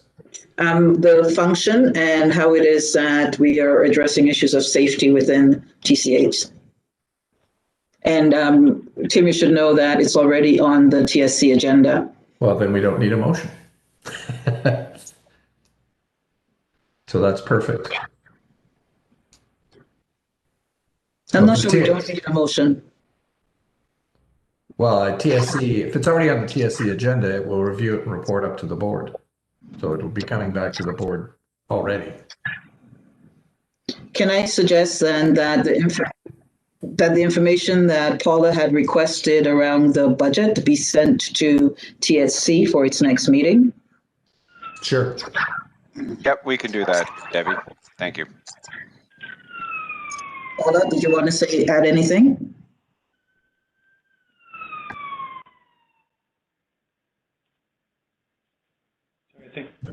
Okay. I think we lost Paula. Yeah. We'll treat that as an action item.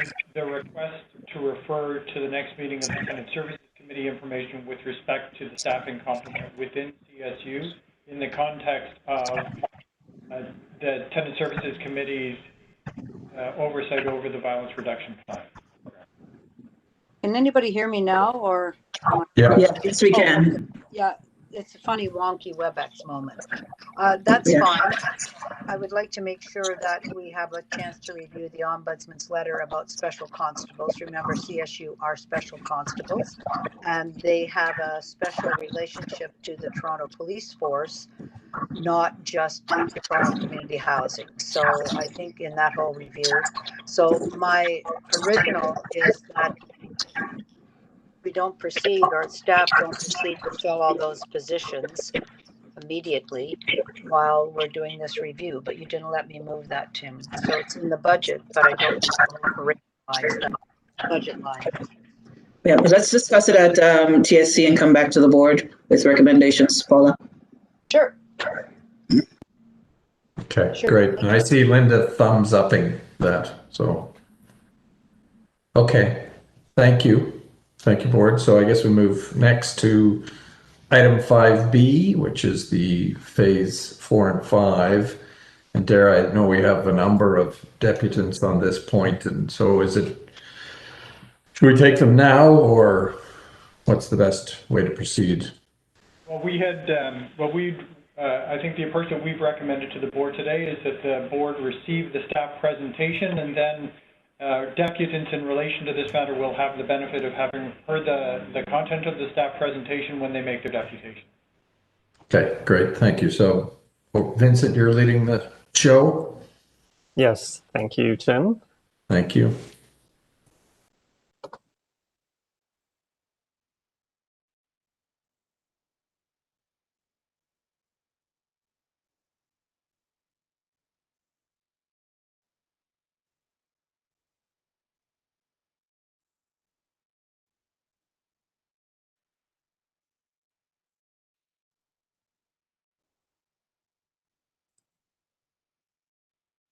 Kelly, you're just going to have to swap the presenter view.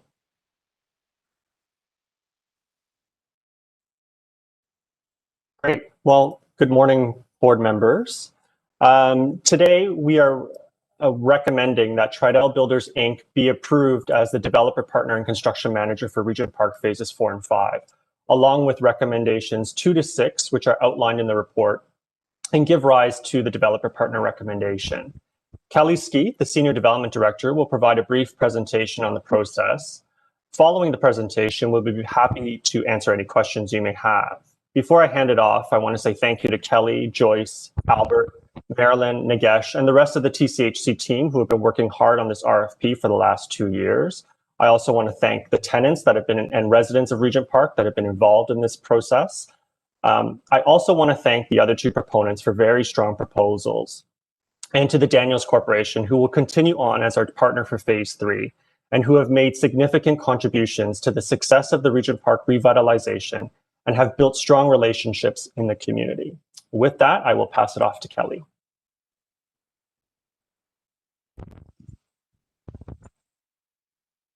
Thank you, Vince.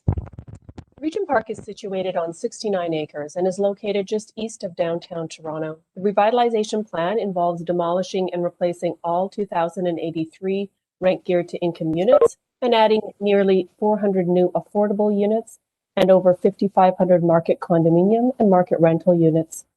The revitalization plan is taking place over 5 phases and is expected to take 25 years to carry out. The redevelopment is now over halfway complete, with work focused to date on phases 1 through 3. We've constructed over 1,600 social housing units and 2,400 market units, along with parks, community facilities, roads, and an arts and cultural center. Based on the current rezoning, phases 4 and 5, which were the subject of the request for proposal call, will consist of approximately 1,900 residential units, including over 500 replacement social housing units and over 1,350 market units. TCHC undertook a 2-stage procurement process for the phase 4 and 5 lands. It was overseen by a fairness commissioner retained by TCHC to ensure that both stages of the process were unbiased and did not favor or prejudice any one proponent. His oversight was summarized in a report. We also consulted with external counsel with expertise in procurement law on an as-needed basis. The first stage was a request for vendor qualifications, or RFVQ, which was released in August of 2018. Proponents were evaluated on their vision for the future phases, their past experience, and their team. We received 4 submissions and 3 proponents were shortlisted to move on to stage 2. The second stage was a request for proposals, which was released in April of 2019. The RFP had several steps. The first includes an initial evaluation of rated criteria, which was completed by a TCHC staff panel with expertise in development, finance, and real estate law. The next step was for the proponents to present their community economic development proposal to the community, and the community evaluated them. This occurred in October of 2019. After that, we moved on to concurrent negotiations, which consisted of holding separate commercially confidential meetings with each of the proponents. This was followed by a best and final offer stage. The top scoring proponent from the best and final offer stage was Tridel, and we negotiated a memorandum of understanding with them last month, which brings us to today's meeting. This slide provides an overview of the rated criteria that was used in both the initial evaluation and the best and final offer. The initial evaluation was comprised of 5 rated criteria worth 80 points and a community presentation worth 20 points. Therefore, the total was out of 100. The best and final offer, or BAFO stage, was also evaluated based on these same rated criteria. The only difference being that there was no further community presentations in the BAFO. Therefore, the total score was out of 80 points instead of 100. In reviewing the RFP evaluation criteria, the proponent team is the staffing structure and was worth 2 points. In section B, the business concept is a quantitative criteria and is scored based on a relative formula where the highest offer receives full points, and the points for other offers are calculated based on a proportion of the top dollar offer.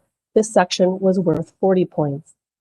Analysis of risk and risk mitigation asked proponents to identify market, construction, and tenant disruption risks and asked how their proposal would mitigate against them.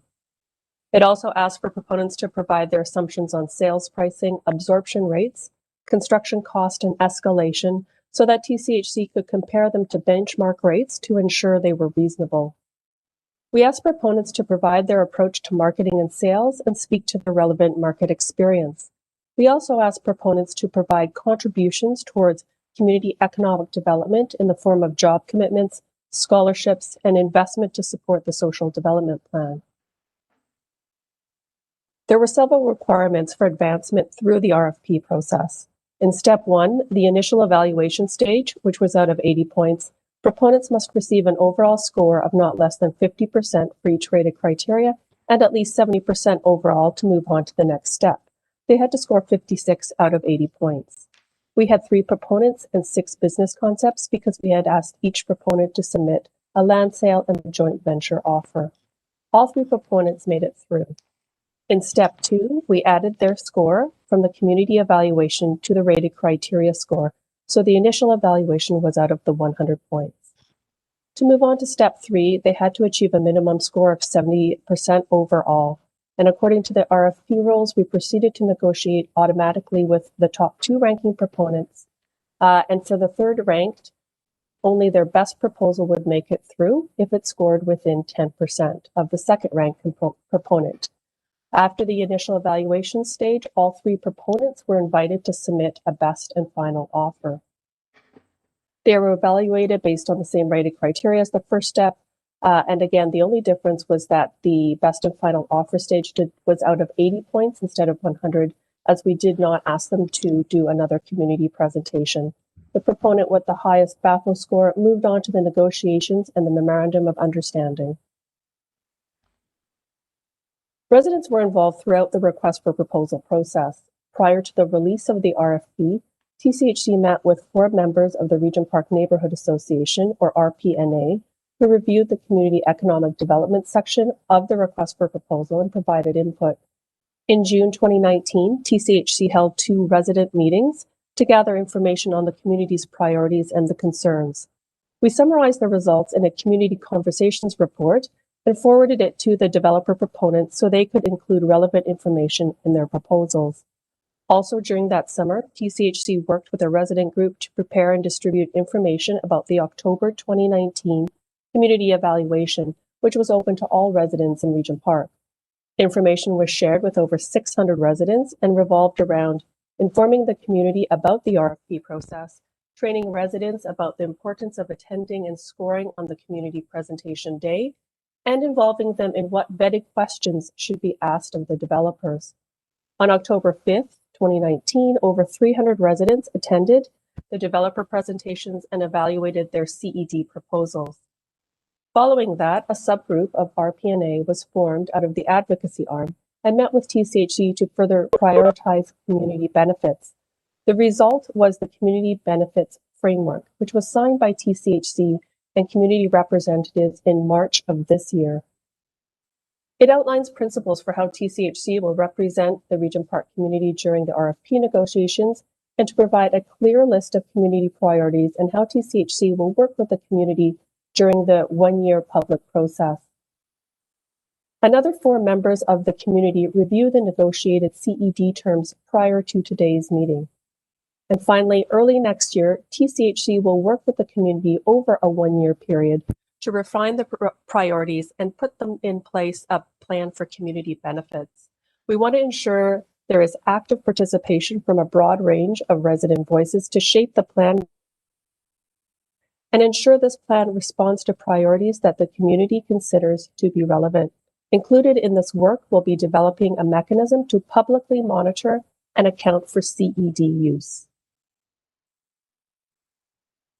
There are a number of reasons why we recommended Tridel as the successful proponent.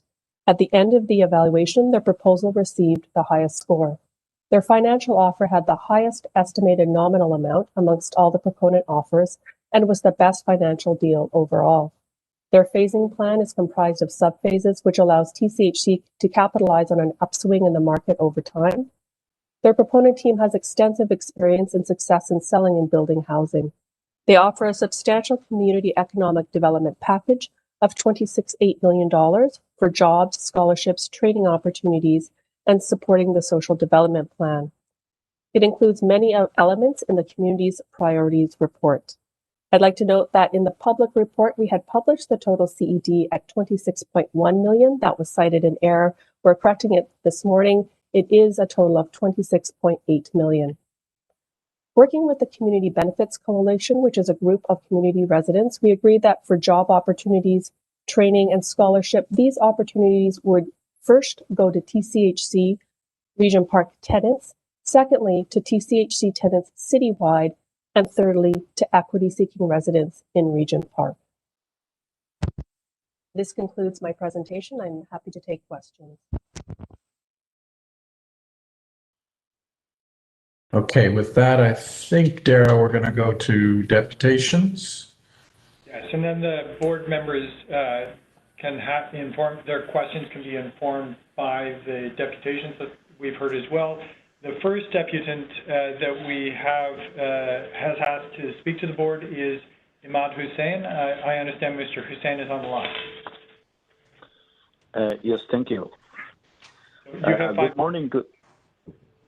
Yes. Yeah, I know this is you are saying 5 minutes, is it right? Yes, correct. You have 5 minutes. Okay. Please proceed. Okay, thank you. Good morning to the TCHC Board of Directors, staff members, city councillors, and staff officials. My name is Imad Hussain, and I am volunteering as the president of the Regent Park Islamic Resource Center, Toronto. On behalf of our organization, I would like to present a brief deputation for prospects of our community's future. I already sent to your attention a copy of the details deputation by email yesterday. Our organization main mission is fostering diversity through unity and embracing inclusions. Our outset is founded in early 2012, collective effort of the community in Regent Park.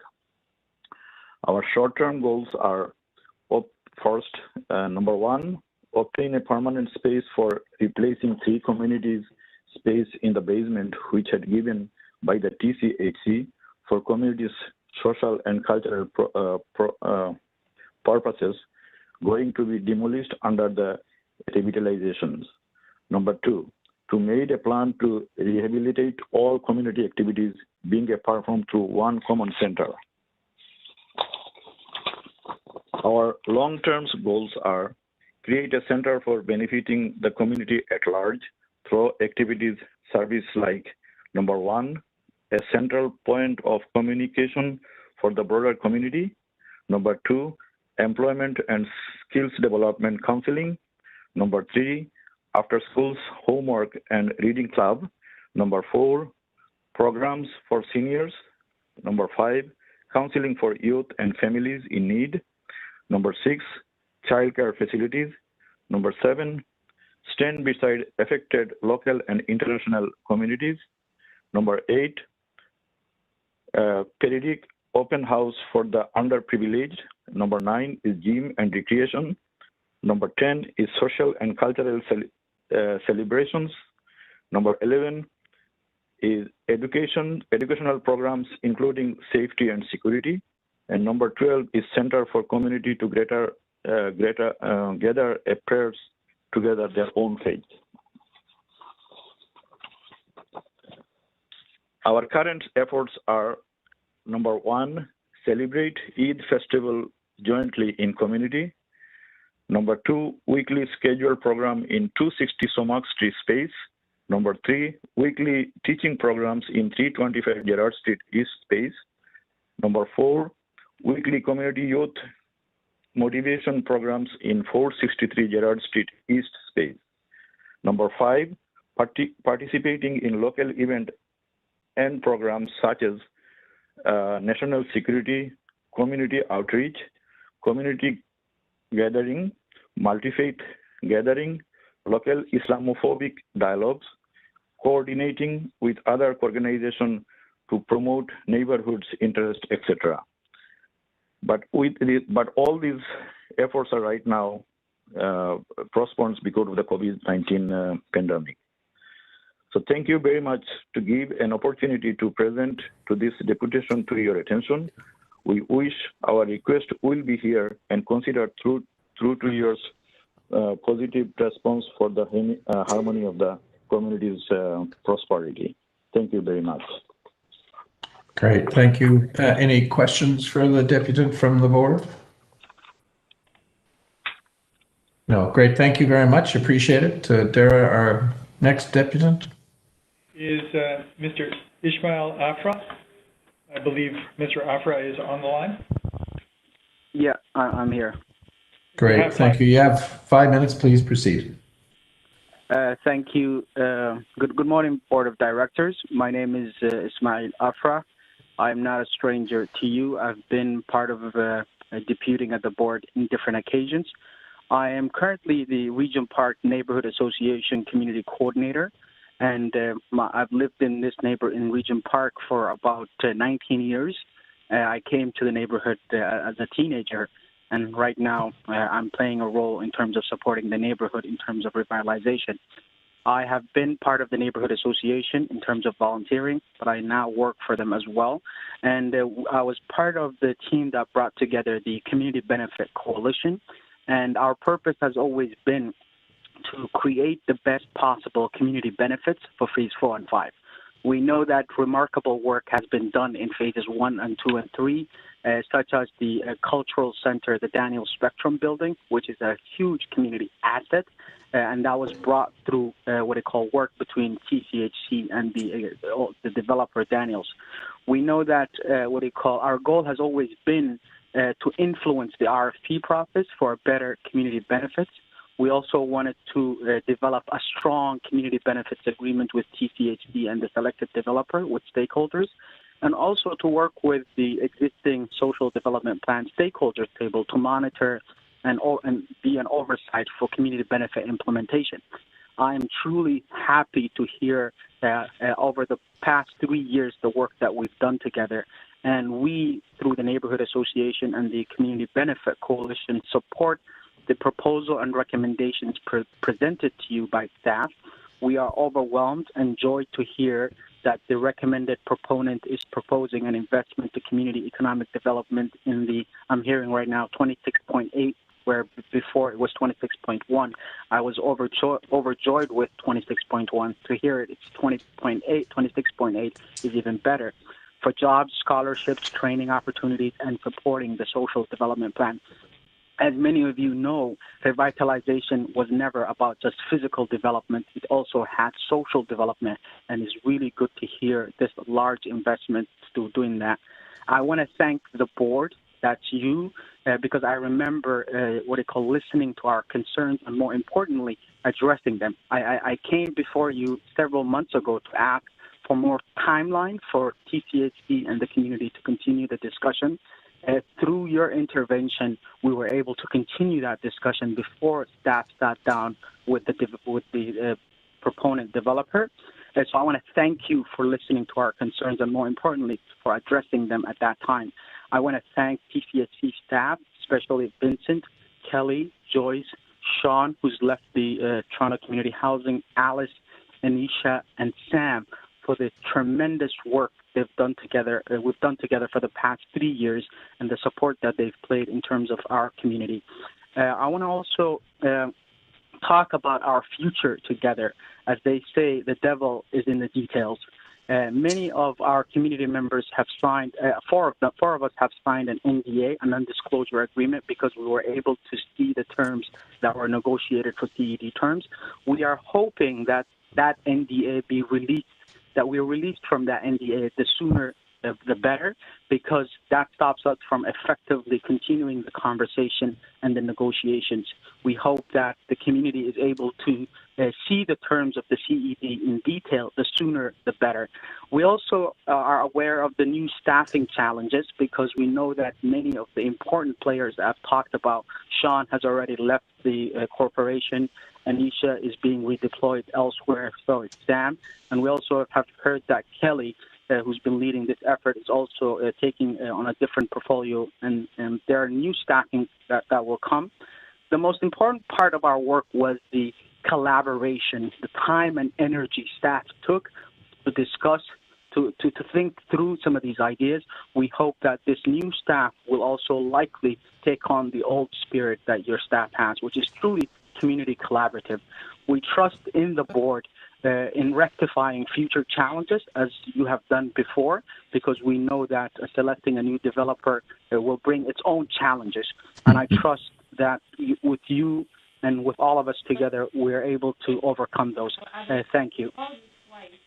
So thank you so much. I appreciate your effort too on behalf of the community. Any questions or comments for the deputy? John. I have one too, Tim. John, you're on mute. Sorry, Tim, and I would just like to echo your sentiments and thanks to Ishmael for all of his advocacy. Ishmael, are there one or two community benefits that stand out as most important to you and the members of your coalition? Yes, we are thankful that we've created a community priorities report that outlines what the priorities of the neighborhood is. There are the most important part, as many of you know, there are multiple voices in our neighborhood. And so I would not want to say one is more priority than the other. Community space is there, affordable home ownership and rent program is there. And I think dear to my heart is the social development plan. I have been to City Hall where we have advocated for support for the social development plan, because as you know, revitalization stands on two legs, the physical development and the social development. Investing on the social development is crucial, and that has been recognized through our conversations. When we were part of the RFP process, TCHC staff took our feedback and actually changed the RFP framework to help support the social development plan. We need sustainable funding for that, because as you know, when revitalization ends, we need investments to support the social aspect. So social development plan has been very crucial to us, and we understand that in the current proposal, that is included there as well. And I think throughout the years, there's been tons of neighborhoods that have been revitalized. And the success of revitalization is the result. And we're hoping that the social side will continue to receive further investment. Okay, thank you. Any other questions or comments, Debbie? Thank you for your intervention and for your comments, your very positive comments to the board and especially to TCH staff. What does accountability look like for you? So when you talk about the importance of a social development plan post revitalization, what are you looking for in terms of the board being accountable, but the developers being accountable and ensuring that the community benefits that have been negotiated are followed through on? Yes, I think that's why the true spirit of this work is collaboration. The idea here is not for community to overtake the expertise of TCHC staff or city staff, but the idea is that our lived experience could help inform how the work can be done better. So collaboration in the implementation is also key. And that's why our three goals have been to influence the process, to also develop a strong agreement. And then the third goal has been to work with all the stakeholders to monitor and oversee the implementation. That is why we are hopeful that the new staffing and Toronto Community Housing will include us in the implementation phase, so that much more consultation around how things are implemented, that we are at the table, because that's the only way that we could all succeed. We help inform one another. Your expertise and our experience together will get us better results. And I think that the more you include community in the conversation, the better. Even during COVID-19, there's been opportunities to let go of the community members because it's not feasible, technology won't allow for it. These are very easy answers, but to include the community at the forefront. So I think now that a developer, hopefully you'll approve this item, and then when a developer comes in, the spirit of collaboration continues. And when it doesn't, we will be here to inform you, and just as you've intervened before, we hope that you'll intervene for better collaboration. Thank you. Thank you. Any other?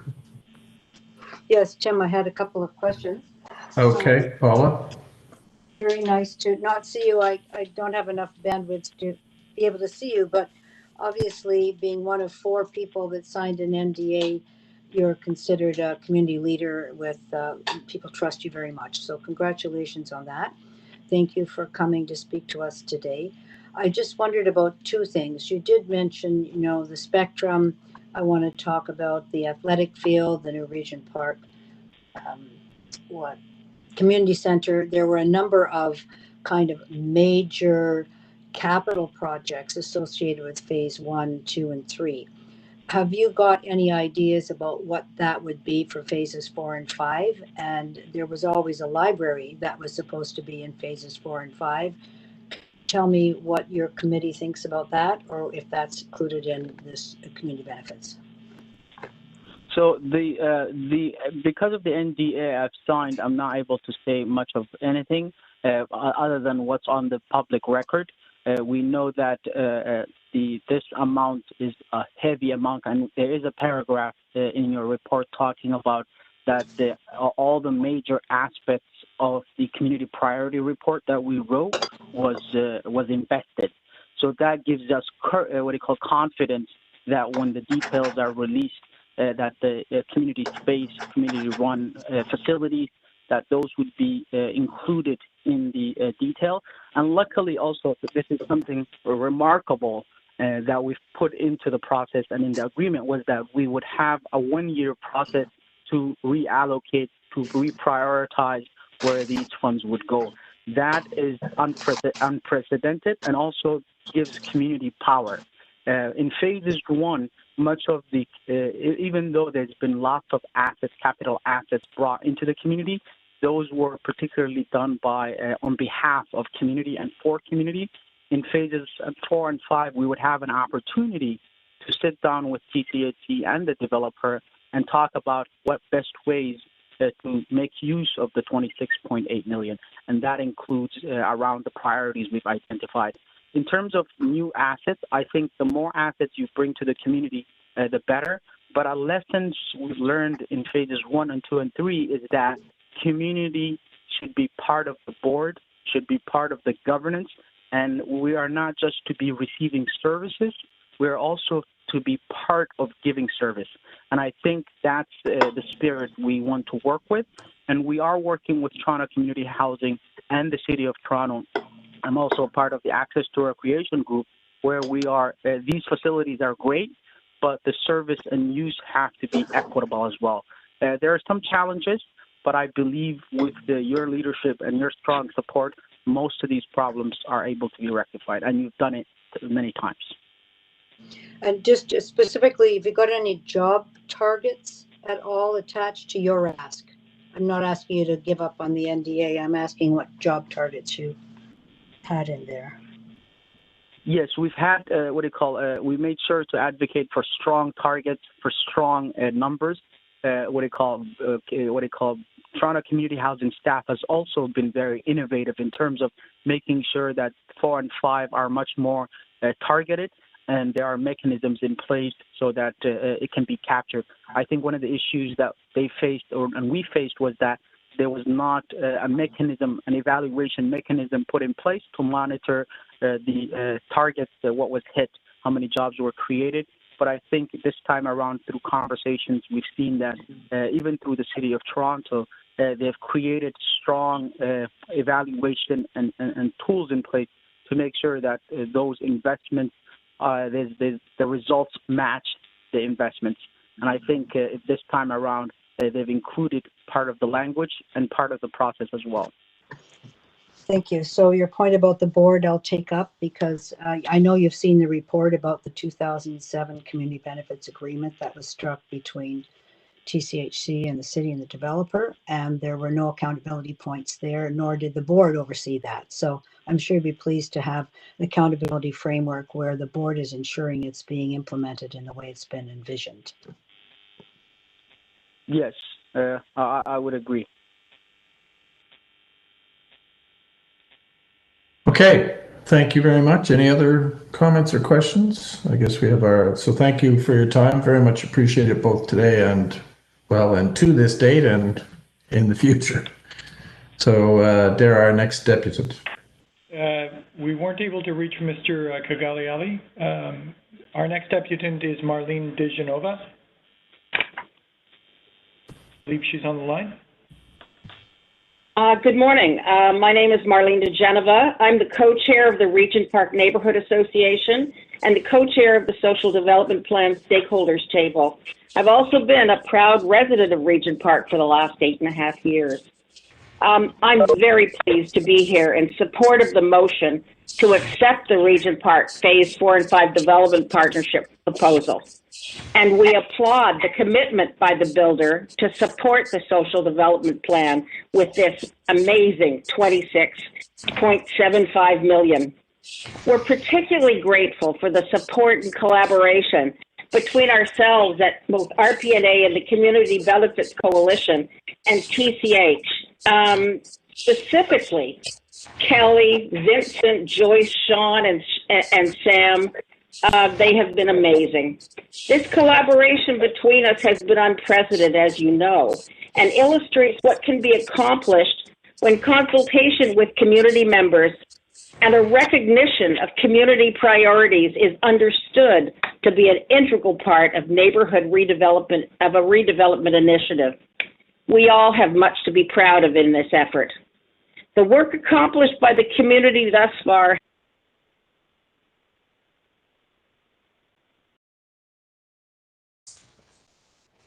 Oh, I think we lost her. Sorry, we've lost audio. Is that her or us? Yeah, I think. Am I coming in? Oh, you are now. We lost you for about 10 seconds there. Okay. So we're looking forward to 2021 and a year of community decision making regarding the distribution of funding that will make the promises of the social development plan a reality. We are, of course, somewhat concerned about the sweeping staff changes that have occurred in the last 2 months. Over the past few years, we've worked closely with TCH staff and we've built relationships. We've built trust, and these people will be missed. But we will look forward to working with the new staff, and we feel assured that the spirit of cooperation between us will continue.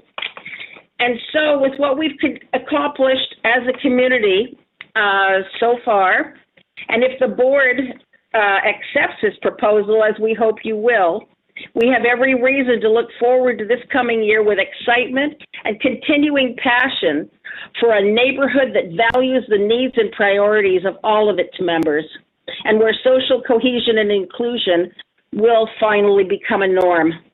Thank you so much for your time. Well, thank you. Any questions or comments for the presenter? So, thank you for your efforts on behalf of the community to date and for your involvement today, and obviously for your continuing support and efforts on behalf of your community. So thank you. Thank you again. The next deputant is Miguel Avila Velarde. I believe Mr. Avila Velarde is on the line. Yes, good morning. Can you hear me? Yes, we can. You got your Yeah, we got your 5 minutes, so please proceed. I just want to let the board know that there is a fifth person registered to speak. His name is Wali Kogali. I hope you guys can call him back.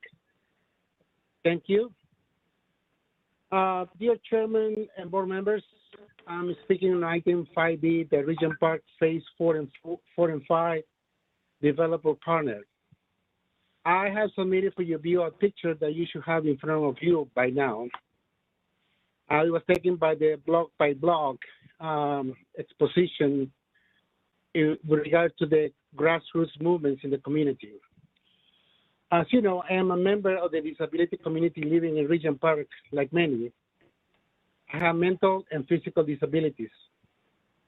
As part of the new tenant engagement phase 1 I completed, I was selected as the tenant rep for my building committee.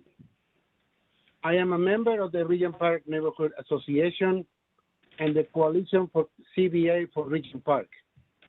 Today, I'm speaking as a resident living at 220 Oak Street since 2009. As you know, we have regularly worked and meet over Zoom during the year 2020 with the revitalization working group to ensure we sign a strong community benefits agreement for phases 4 and 5. So Tridel has been announced to be that proponent for the developer of phases 4 and 5. And we applaud the announcement of the proposed investment to community economic development in the amount of $26.1 million for jobs, scholarships, training opportunities, and supporting the social development plan, as my brother Ismail and my sister Marlene has mentioned today to the board. In October 28, 2019, the Executive Director of the Social Development and Finance Administration reported to City Council the number of jobs created in Regent Park. It is shameful. I feel betrayed, offended that only 30 full-time jobs were created in Regent Park. It is shocking also to learn that the 3 levels of government invested $1.1 billion in the development of the revitalization of Regent Park, the physical structures. And due to poor oversight, we were not ambitious enough to develop the social development plan. So we didn't create job opportunities for people with disabilities, as if on the picture that you have in front of you. We were not considered for job opportunities. In 2021, we expected an improvement on the track record for employment opportunities. In this regard, the disabled community living in Regent Park, we hope to be included moving forward. We expect a commitment to explore the needs and changes in our community to address new employment challenges. That is my story, and I want to share with you all. In 2014, I applied for a community animator job with the Toronto Community Housing Operating Unit M here in Regent Park. I had my interview, and 2 days later, I was told by email that I was overqualified for the job. This is really shameful. As a member of the Community's Benefits Working Group, I am committed that after the deal is signed with Tridel, I'm going to push for changes so people with physical and mental disabilities are given proper consideration for job opportunities. We may live in brand new buildings in Regent Park, but we still are poor, relying on a monthly Ontario Works or Ontario Disability monthly checks. I am not the effective ambassador for Regent Park, but I am confident that my friend Lloyd, the chair of the RPNA, will appreciate that I'm reminding the board and the developer proponent, Tridel, the city, and TCHC that when it comes to programming, they should all be accessible. And that concludes my deputation. Dear board members, I'm glad to answer any questions. Great, thank you. Any questions, comments from board members? No, thank you, Miguel. Next, deputant. Linda had a question. Oh, she's okay. She's waving us off. The next scheduled deputant is Brent Mitchell. I believe Mr. Mitchell is on the line. Good morning, everyone. Good morning. You have 5 minutes, and please proceed. Thank you. I'm actually going to shorten my comments significantly based on the very good comments of other community members. I'm the VP of Programs and Community Development at Yonge Street Mission, or YSM as we prefer to call it. Our involvement in the community has been longstanding through the revitalization progress, and we have really want to affirm and note the engagement with the refreshed social development plan and the RPNA's work, which has produced some very good outcomes that we've been hearing about. I think the only point I would like to make right now would relate to the kind of things that Ismail touched on, which is structure that ensures that the developer includes these community groups and associations and agencies even in the ongoing planning of how these funds will actually be used, and that there be created structure and accountability built around it. I think that there's a notable ROI for the developer to recognize in the empowerment of local decision makers, so that resources align with and contribute to the current and evolving community model. YSM has been proud to support the significant players in the community, including but not limited to the SDP and RPNA, as a part of contributing to the neighborhood's broader vision to build a strong and socially cohesive Regent Park community. So I encourage the board of TCHC to ensure measures that build upon rather than replace the existing and groundbreaking work that these groups have implemented. Thank you for your time and consideration. Great, thank you, Brent, and thank you to the mission. Does the board have any questions for? No, that's great. So thank you for your effort and involvement in the process. Very much appreciated. You're welcome. Thank you. And who do we have next, Dara? So we've connected now with Mr. Kagaliali. I believe he's on the line. Hello, can folks hear me? Yes, we can. You've got 5 minutes, so please proceed. Thank you very much. I just want to start off by acknowledging members of the Regent Park Community Coalition that spoke earlier today, Ishmael Afra, Miguel, Marlene, folks who have been involved in this process from the beginning. And I believe you folks received some supplementary documentation that outlined the timeline of the work of the community and putting forward the community priorities report that was informed by residents. And what I also want to do today is talk about what challenges lay ahead and also our track record when it comes to revitalization. But first of all, I want to congratulate the staff of Toronto Community Housing for working in the best of spirits with the community to make sure that the residents, specifically tenants of TCHC and other stakeholders, are heard so that we could build on the social development plan to achieve social cohesion so we can address the various challenges that our community faces. Securing about $26.8 million for job scholarship training and supporting for the social development plan is a great start to making sure that the priorities are met.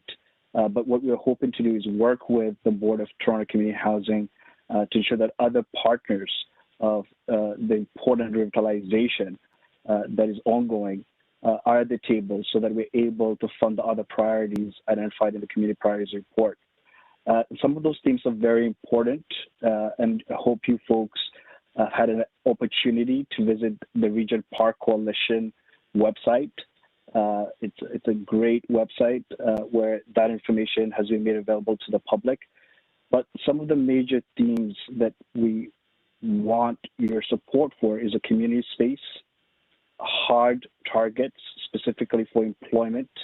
And we talked about, specifically Kelly talked about sort of the commitment that has been made about making sure that folks who are marginalized and specifically tenants of TCHC are supported so that we could make sure that there's a pathway to affordable home ownership.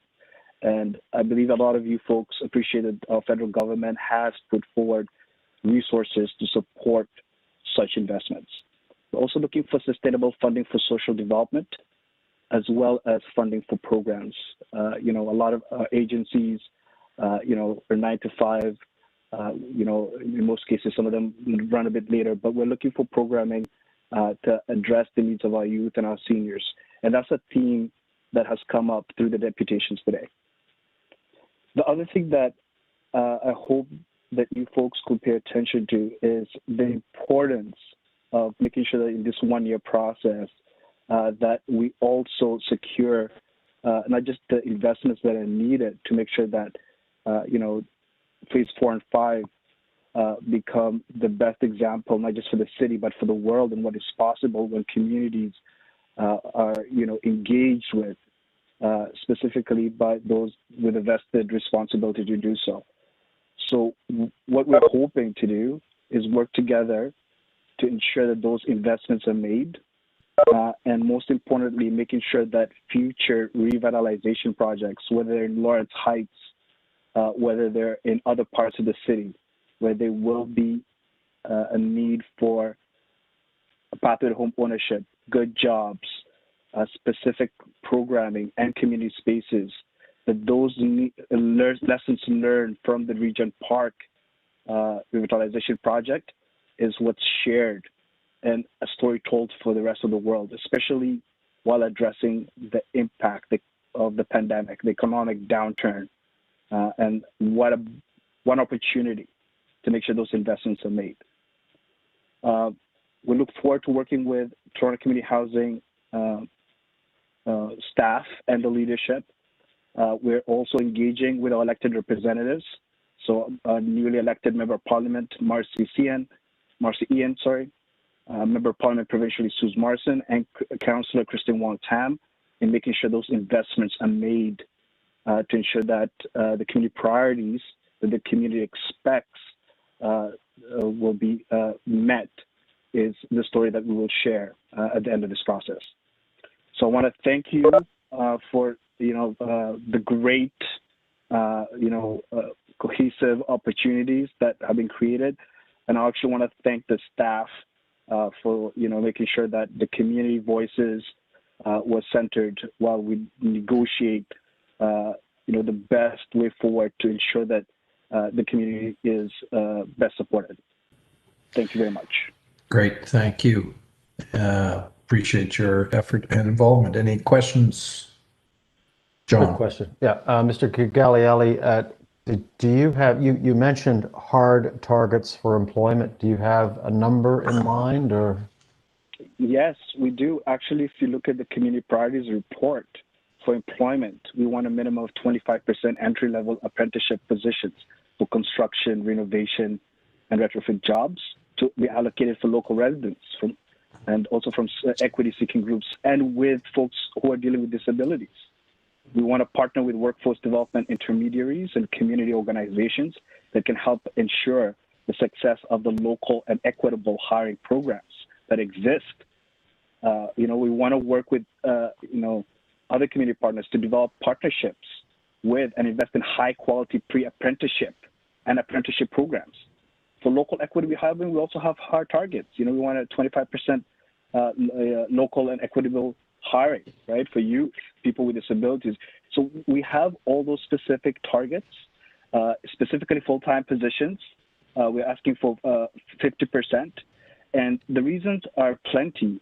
In the email that was sent to you folks, it actually shares the facts. It actually shares, the specific numbers. For jobs, for like about 34 full-time jobs to be created, while there's been an investment over $1 billion in the revitalization of Regent Park, that's not a good story to tell. And I believe, we've got the political support from, all levels of government to make sure that those numbers actually reflect the investments that have been made in the community. So we do have hard targets. You can find that. Yeah, go ahead. Is there enough of a skilled labor pool to fill that many jobs?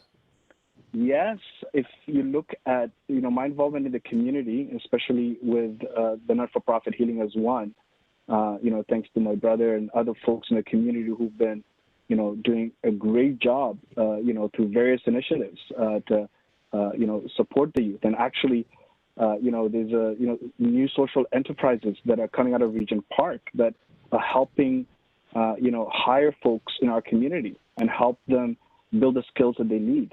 There is a demand. I can tell you that to be the truth from my experiences. There's so many youth, there's so many folks that want a chance to pick up those skills, to get those jobs, to be able to own their own homes so they're not displaced, and so that they can actually make sure that our community is not just safe, but it actually is able to contribute, right, to the rest of society. Like folks can, be able to support other initiatives that are happening to help deal with the impact of poverty. And I feel like this is a really great opportunity for us to work together, for us to identify those hard targets, for us to be able to fill those opportunities with the talent and the pool of just like it's so much intellect and so much skill that we have in our community. And, and I think that opportunity is, ahead of us. Thank you for the answer. Thanks, Tim, if I may.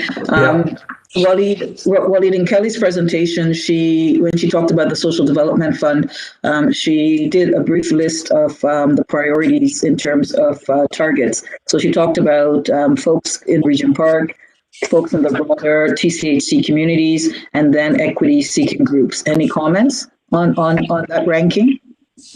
Yeah, so on that ranking, we're actually looking for equity-seeking groups in our community, right? Like we identified there's a lot of equity-seeking groups in Regent Park and they're tenants, right?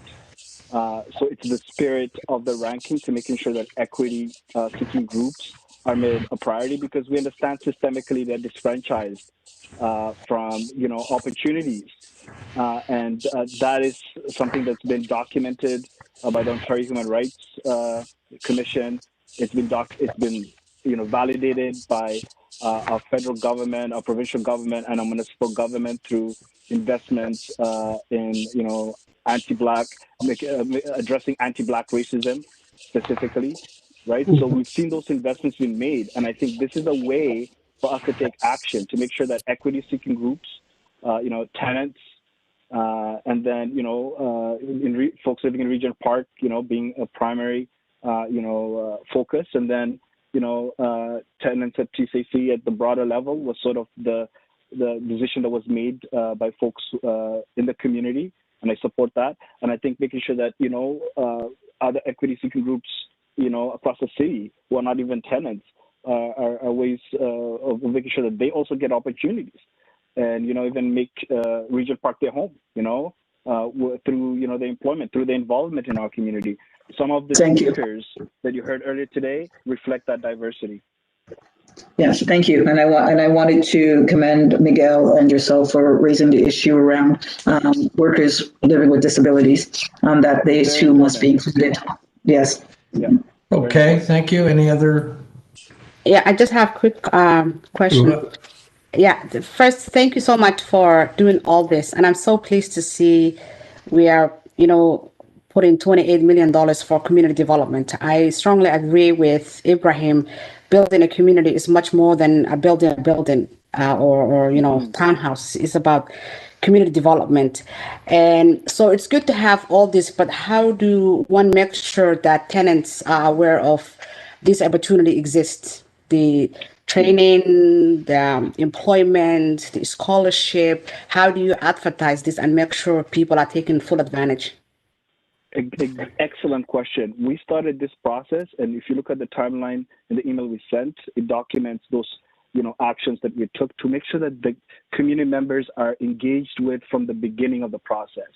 So imagine we had community consultation meetings with almost 150 people. We had a lot of people registered in these meetings where they were telling us what their priorities were. And because they're seeing that investment being made in those priorities, they will want to get more involved in this one-year process, and even beyond that, to make sure that those investments are being made. And what we're doing actually as a community is preparing for that. Non-for-profit organizations like Hitting As One are trying to, run financial literacy workshops to make sure that folks are, prepared for pathway for home ownership. When it comes to employment opportunities, the various communication, tools that exist in the community, whether it's WhatsApp groups, whether it's the Facebook group of the Regent Park Neighborhood Association, whether it's the website of the Regent Park Coalition, where we send out that information. We also email community members. But most importantly, we're working with Toronto Community Housing and engaging with tenants directly. And we've done that throughout the process when it comes to the community, not just conversations that happen, but also a presentation by the Regent Park Community Benefits Coalition and TCHC to the community about what's coming up ahead. And that's how we hold ourselves accountable to the residents of the community, because they have needs and they have questions, and they need to understand what the expectations are going to be when it comes to the investments that are coming to the community, so they can do their part, so they can make sure that their kids or they're ready to play a role in paying back to the community by being involved in the revitalization process, by taking advantage of the opportunities that exist. So that's what we're trying to do. We're trying to make sure that the doors are open so people get more involved, so that the information gets out to the community, because a lot of people even talk. They talk whether they're in their churches, in the synagogues, in their mosques, in the temple, wherever those spaces are where they come together, they talk about community issues. So we want to make sure that that information is also made available. So one of the things that we're hoping to do is make sure that there's funding available to do the communications work. Because what's the use of doing so much great work when not many people know about it, or have so much opportunities come up when not many people know about it? And I think the point that you raised is so crucial and important, and I thank you for reminding us that. Thank you. Thank you. Any other? No, so thank you very much. I appreciate your coming and deputizing today. Dara, do we have any? Yes, our next deputant is Kumsa Baker, and I believe that Kumsa is on the line. Hello? Hello, can you hear me? Yeah, we can. Please proceed. You got 5 minutes. Thanks. Awesome. Good morning. My name is Kumsa Baker. I am with the Toronto Community Benefits Network. We are a community labor coalition of about 120 member organizations, from community organizations, grassroots groups, social enterprises, labor unions, construction trade training centers, and workforce development agencies. In my role as manager at the Toronto Community Benefits Network, I oversee this and support the negotiations of new community benefit agreements, working closely with community, labor, government, and the private sector to implement community benefits on large-scale public infrastructure projects like the Finch West LRT, the Casino Woodbine expansion, and the West Park Healthcare Center, amongst others. As a network, TCMN continues to play an active role working alongside with community in monitoring and implementing the community benefit commitments on these projects. I'm here before you today as someone who has supported the formation of the RPNA Regent Park Community Benefits Coalition. I'm encouraged by the details in the staff report, which indicate that TCHC has secured $26.8 million from the proposed developer proponent for phases 4 and 5. I highly encourage TCHC to continue the collaboration with the community to identify potential levers like potential zoning bylaw changes and funding from other levels of government to support additional community priorities like the need for community space for residents and affordable home ownership or rent-to-own home ownership programs. Amidst the pandemic, which has disproportionately affected Black, Indigenous, people of color, women, and newcomers, as well as youth, strong community benefits that ensure local employment targets, training opportunities, funding for social development, and other neighborhood improvements are critical in ensuring inclusive growth, local resilience, and sustainability for years to come. I want to remind you that we are here today with full community support because of the time, effort, and dedication that many community leaders have made to ensure that residents were an integral part in co-developing this vision for revitalization and setting high expectations for phases 4 and 5. From the revitalization working group to the RFP committee to the establishment of the coalition by the RPNA, to negotiate the community benefits framework with TCHC. This pre-development work is critical in ensuring that the development is responsible and that residents see their local priorities reflected in the new vision for revitalization. This work builds off of the many years of advocacy in Toronto by community and labor groups to include community benefit agreements as part of large-scale public infrastructure projects. In 2019, Toronto City Council adopted the Community Benefits Framework Policy, which applies to all city-led infrastructure projects, development on city-owned land, and where the city provides a financial incentive for development.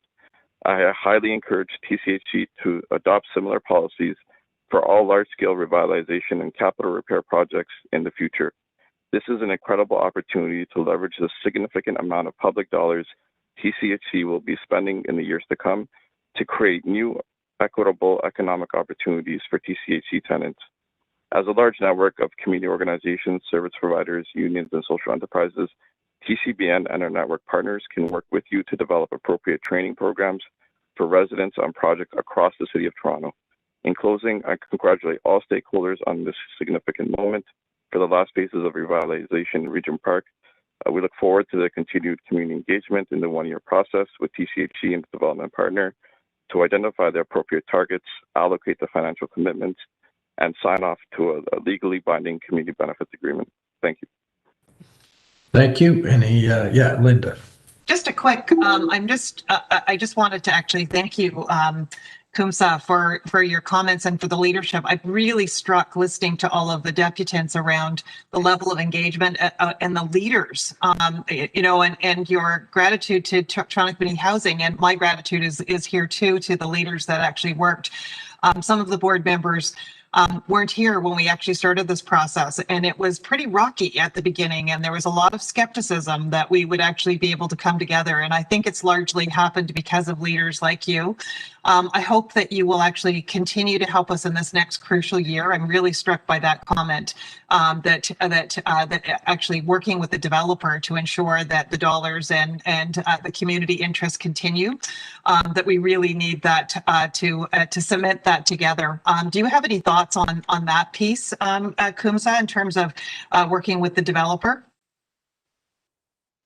Yeah, in terms of my expertise on various community benefit agreements across the City of Toronto, I think it's as critical in terms of negotiating the community benefits agreement. It's as critical to focus on the implementation and to make sure that the community still has a seat at the table to monitor the ongoing implementation of the community benefits. We understand that as the beginning of this process where there was challenges, there are going to be challenges that are going to continue. And so, I think there's interest from the community. We've heard from some local organizations that want to be part of that local collaboration to ensure a strong implementation of the financial commitments and targets to ensure that there's that long-term sustainability and equitable opportunities for tenants in Regent Park. Thank you. And maybe to the board, let's make sure that we actually pay really close attention. I think Paula has fallen off the call, but I think she was mentioning that as well at the beginning in terms of the importance around that accountability. It's a really stay to think about what we're launching in my mind, but I think we actually somebody said the devil is in the details, and I think we should pay attention to those details. Linda, I didn't fall off the call. I'm so glad you're still there. I couldn't see you visually because of my phone. But I just wanted to ask Mr. Baker, the notion that there is $26 million worth of community benefits, some of those, would that go to fund some of the jobs for the construction of the 631 new units and whatever other community benefits would be constructed in phases 4 and 5? It's the current understanding that the community priorities report outlines local targets established, and that includes the construction opportunities generated. I would not be able to kind of speak specifically to whether this funding will support all of the community priorities, and that's why I had suggested the importance of the continuous collaboration amongst other stakeholders and other levels of government to make sure that all of the priorities are adequately funded. Thank you. And the other thing is, I think Toronto Community Housing has a fairly significant, as you've pointed out, large capital repair. Might not be revitalization and rebuild, but there's some fairly significant capital repairs that go on. Are you suggesting that the board should ask about community benefits and hiring for those types of capital dollars as well? Yeah, definitely. There's tremendous value in being able to ensure that projects, and I think there's one that's not in Regent Park, but just adjacent to Regent Park on Oak Street, which is a new capital repair project. And we've at the community level, we've already heard from residents that are interested in what are the opportunities that are going to be generated from that project. I think at 220 Oak. And so I think there, we do understand that there's going to be a significant amount of money going towards capital repairs, from the federal government. And, we've been lobbying, across our network and our allies to make sure that, as that money is being distributed, that, public agencies like TCHC are really looking at, how can we do double duty with some of this money, right? Of not only, making sure that, we're, investing in these buildings, but also making sure that the tenants of these buildings can actually see themselves, in some of the opportunities being generated. And we see a lot of excitement, especially within youth that want to take up, construction trade. It's a really great, well-paying job, with benefits. And, I think, there are challenges, in terms of the diversity and within the industry. And so, all of those pieces, could really be addressed by having a very intentional program when it comes to the, economic opportunities that are being generated from these capital repair projects. Thank you. And you said that it's a coalition, or is it just a group? Your network, it's a network of what? We are a network of about 120 community groups, community organizations, labor groups, and unions, as well as just from Regent Park? No, from across the city of Toronto. Oh, okay. We work across the city of Toronto, the Toronto Community Benefits Network, and so we're citywide, and so we work in across many TCHC communities in terms of doing outreach, in terms of working with our coalition members or network members. And so we have a wide, expansive reach, into communities, especially in areas, where there's a high representation of racialized as well as the equity-seeking communities.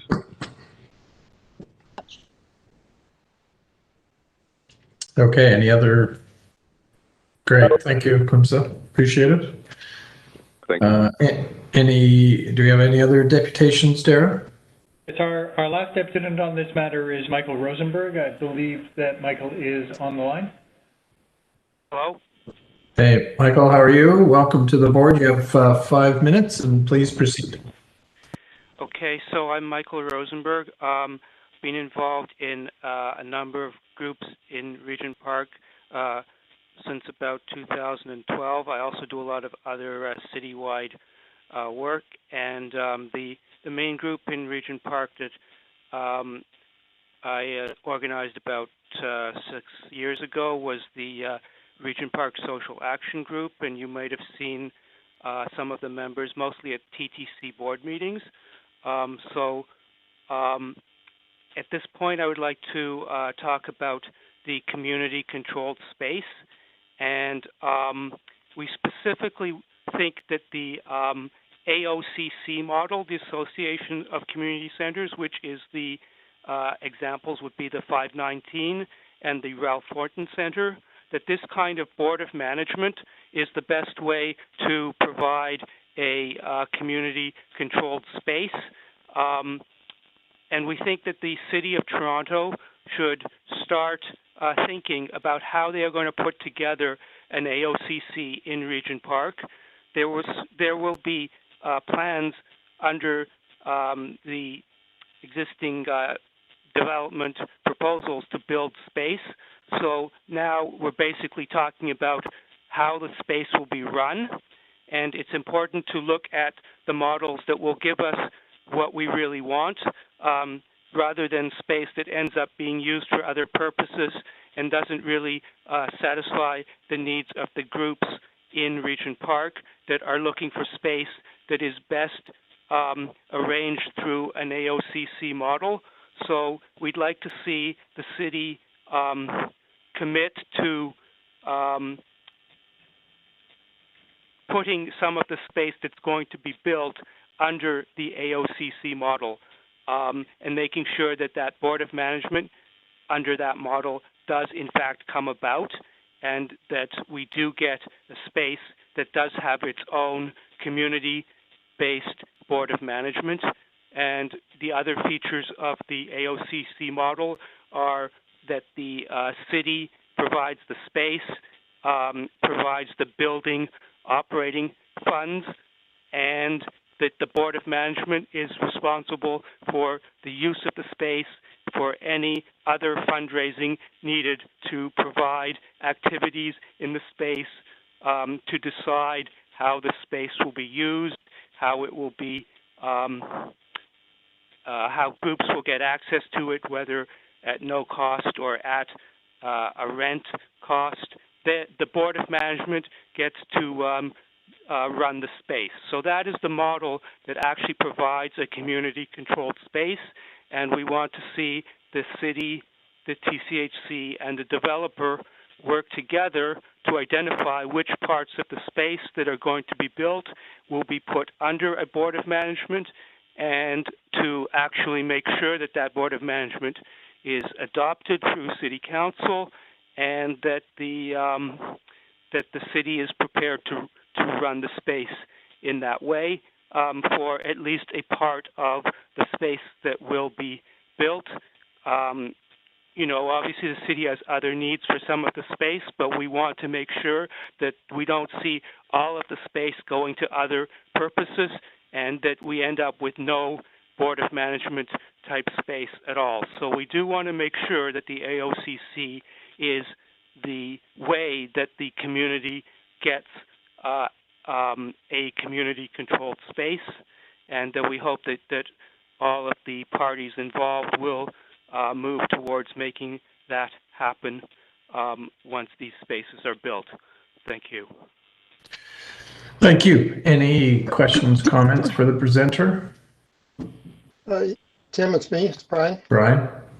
Hey, Derek, can we take, yeah, thanks. The AOC model, I believe, is a tried and true model. It's been had great success in the city, and I guess I would like to encourage that maybe, I'm not sure whether through the Tenant Services Committee, there could be a look at that, not only in the Regent Park area, but in other developments where there's community space being created, that they could look at how the AOC model could be integrated into those developments for community space. Good, thank you, Brian. Any other comments for the presenter? No, great, thank you, Michael. Is that it for deputations? It is. All right, thank you. So with that, I think we can go to discussing the report from our staff, and obviously in the context of any comments. Can I just make a comment? I think you can. Thanks. I just wanted to say thanks to Vincent and Kelly and their team for the successful completion of this first phase of the Regent Park project. I understand what a significant undertaking this has been over 2 years with multiple stakeholders. And it's a major milestone for TCHC. But as a board member, I was really proud to hear the positive deputations and the level of engagement that was developed with the tenants and the members of Regent Park. And I commend you for the hard work and the positive impact you had. It's clear from the deputations that the expectations here are really, really high. But I just wanted to say congratulations, because I think this project is off to a really positive start. And I think that it's really important that we get off to a positive start. I acknowledge that, you know, all of the board members' concerns that we continue to monitor this project, and particularly the community engagement. But I just wanted to say congratulations and thank you very much. Yes, hear, hear. Absolutely. So any other comments on the proposal? It's probably the best comment we can have is there's no comments on the proposal. I just, Tim, I did have a question. I want to echo what Adele said, and also let you know that from day one, from the redevelopment, when you see the chronology from 2007, that the tenants from Regent Park and those who are living in the surrounding neighborhood, and now those who are integrated into the neighborhood, have been fantastic advocates for this revitalization. And it is kind of world renowned when people visit Toronto and they come and they see how Regent Park's developing in this phase 4 and 5 with this model of bringing the community in early to look at what impacts, what to build, what to. You got to speak into the microphone, Paula. Sorry, I am. It's my phone. I'm sorry. How about now? Yeah, better now. Just bringing all of those folks together, and then making, being a partner, that's new. That's the brand new part. You have to stare at your phone, I think, Paula. Okay. There. It is, I'm having trouble with WebEx today, but we often do. That the partnership is what's brand new here in the way that it's a formal partnership. And I just wanted to echo your comments, Adele. It's very exciting to see the tenants out. It's great to have a formal partnership, and I think it's worth just following up, because last time around we didn't follow up and there was some cracks. I'll say cracks. So this is a really great new start. I'm just going to ask, what would be the contribution? Is there a new library? Was always supposed to be part of 4 and 5. I'm interested if I can hear where that's at. And in phase 1, and how many new affordable units are being planned, because the affordable units that were under the rezoning requirement have already been delivered in phases 1, 2, and 3. So those are 2 specific staff questions, Tim, if you wouldn't mind. Thanks. Okay, sure. Vincent. So through the chair, so Councillor Fletcher, when the approval came through in 2005, and then subsequently the rezoning in 2013, there was an explicit exemption for the affordable housing in Regent Park. Even though that we were provided that exemption, we have delivered 400 net new affordable rental units to date, and we anticipate that moving forward that will continue. That we'll continue working with the Housing Secretariat and CreateCO and Tridel, our recommended developer partner, to look for opportunities to increase affordable housing moving forward. Councillor Wongtam has also introduced a motion that directs TCHC, Housing Secretariat, and CreateCO and City Planning to come back in Q1 reporting to Planning and Housing Committee at City Council on opportunities for not only increasing affordable housing, but also opportunities to increase RGI housing as well. So those two elements will be brought back in the new year for City Council consideration. And in terms of the library, we've been working over the last 3 years with Toronto Public Library around relocating their library into phases 4 and 5, and that work will continue. They have it in their capital plan. We don't currently have the zoning permission for that library space in 4 and 5, but as I said, we've been working closely with CreateCO, City Planning, and Toronto Public Libraries on how we can move forward and make sure that that library is incorporated into the future phases. Fantastic, thank you. Okay, any other questions, comments? Okay, so I think we should. Tim, I'm sorry, Stevie. Just one clarifying question. Vincent, when we talk about the $26.8 million, we're not including salaries of anyone hired through community benefits, are we? So the $26.8 million is the total community benefits package that includes employment opportunities, scholarships, training, it includes all the opportunities that are provided. But again, as we said, we have endeavored to make as much of that money as flexible as possible because we're going to be working with the community over the next year process to identify what their priorities are for how that funding gets allocated. Okay. Sorry, Debbie, I think you're on mute. Sorry, I completely muted myself. As we move forward, especially around employment, one would assume that the developer will be subcontracting to various construction folk, and I would expect that targets to be included in any of their subcontracts as conditions. And so those folks should bear the cost of employing people, as opposed to it coming out of the $26.8 million.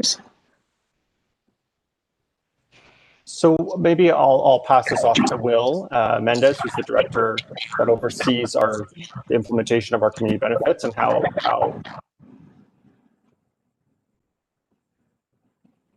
Oh, I think, Will, you're on mute.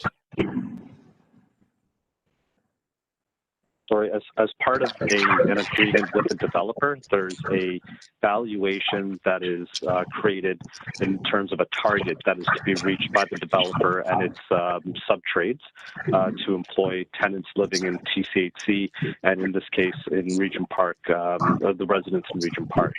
So that valuation, the $27 million for argument's sake, it does include the allocation or does include targets for tenant employment within the trades and sub-trades. And that is a target that the developer will be held to account, and that is also a flexible target in terms of engaging the community in a potentially year-long priority reallocation process. So we will be finalizing those targets with the community to ensure that it is meeting the priorities that the community has brought forward to us. Oh, that's I've got to sit with that. That was not the expectation. That it will be inclusive of hiring done by subcontractors. Maybe I can add further to that. So generally for our CED or community economic development packages that we've been able to capitalize on through our revitalization projects, it's generally within the $1 to $5 million range. And that includes employment and like salaries paid to tenants that are employed through the construction trades, and also through scholarships. And so this amount of money is significantly larger than any of those previous commitments that we've had for revitalization. And so I think it's not unreasonable to expect that part of that benefit package also it recognizes hiring done by trades, sub-trades, and the developer itself of tenants through that complete employment through the complete benefit package. And it's not Sorry, Debbie, you may want to put yourself on mute as Vincent is talking, just because there's background noise. Thanks. And it's not unlike what we've seen demonstrated through agreements with Metrolinx, which set up percentage targets of their total contract value, or Woodbine Casino, for example, that also set out a percentage of their total contract value. So this isn't any different than how other community benefits packages have been set up previously. So sorry, I have a cat. We'll get out of my way. Thanks for clarifying, Vincent. Thanks, Debbie and Kat. What's any other questions, comments? Great. Can we have a motion then to approve? I think we've got draft language.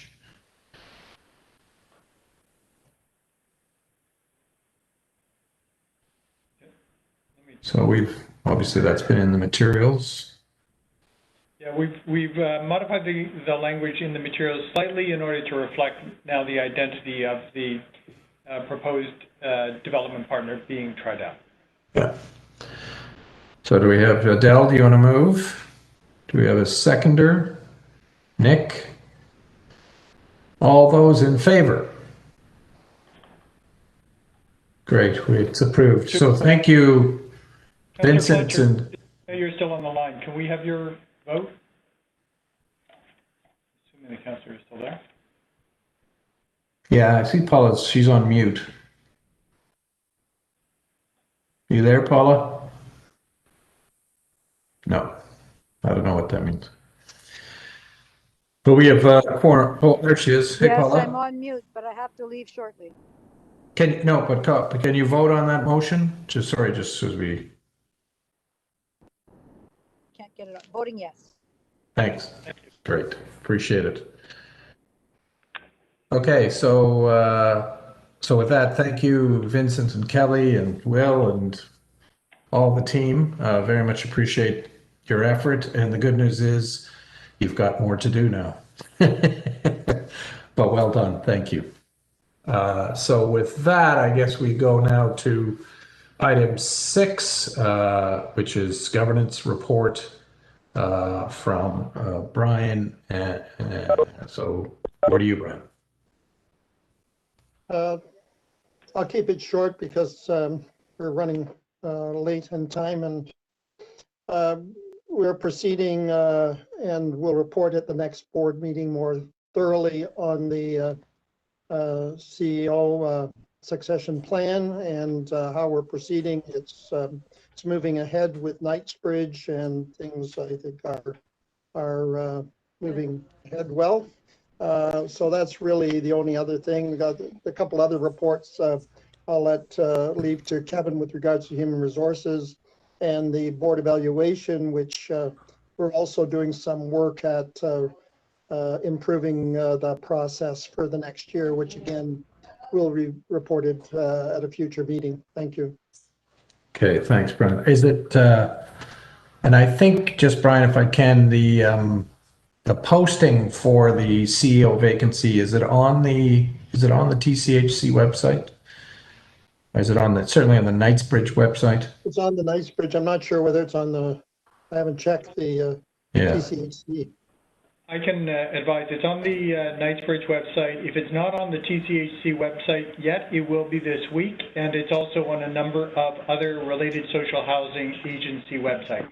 Great. So I just wanted to flag that for our millions of YouTube watchers that the posting is there. So if you are interested, please check out the posting on Knightsbridge social housing sites or soon to the TCHC site and see if it is of interest to you and or to someone you believe would be a valuable leader of our organization. We are looking for great candidates, and we know they're out there. With that, can we just a motion to accept for information Brian's report? I see Adele bravely moved. Brian seconded. All those in favor? Thank you. So with that, I think we'll go to 6A, which is the HR plan. Is that right? Is that where we're going? Yes. So I think that's over to you, Kevin. Thank you, Tim. And I am in the interest of time, because I know we're at 12:30. I'm going to suggest that both for items A and item B on this, since they are to receive for information, I will have assumed that all the board members have read this. We did discuss this at the Governance and HR Committee meeting earlier in this quarter, and they approved it for referral to the board group. This is a commitment that I made to the board at the request of the board as a result of reading the Broom and Thomason report. The essence of it is that we are going to survey to understand specifically what is working and what is not working. There, I provided much more detail in the report. We will then have focus groups that will further understand and ensure that we develop the appropriate actions, and that we will measure the results of those actions through continued work in that regard. And so the plan is that the survey will go out in Q1. And so that we can start working on this immediately. And with that very brief introduction, I will turn it over to any questions the directors may have. Just before we get to questions, we do have a deputant who has wanted to speak. I'm sorry about that. Kathleen Dubé. I believe Ms. Dubé is on the line. Yes, I am. Thank you very much. Good afternoon, Board of Directors and community near and far. Space matters in critical anti-racist work. Who is invited in the space, voice in the space, convo in the space, critical dialogue in the space, calling in and out in the space, how to avoid trauma in the space, silencing in the space.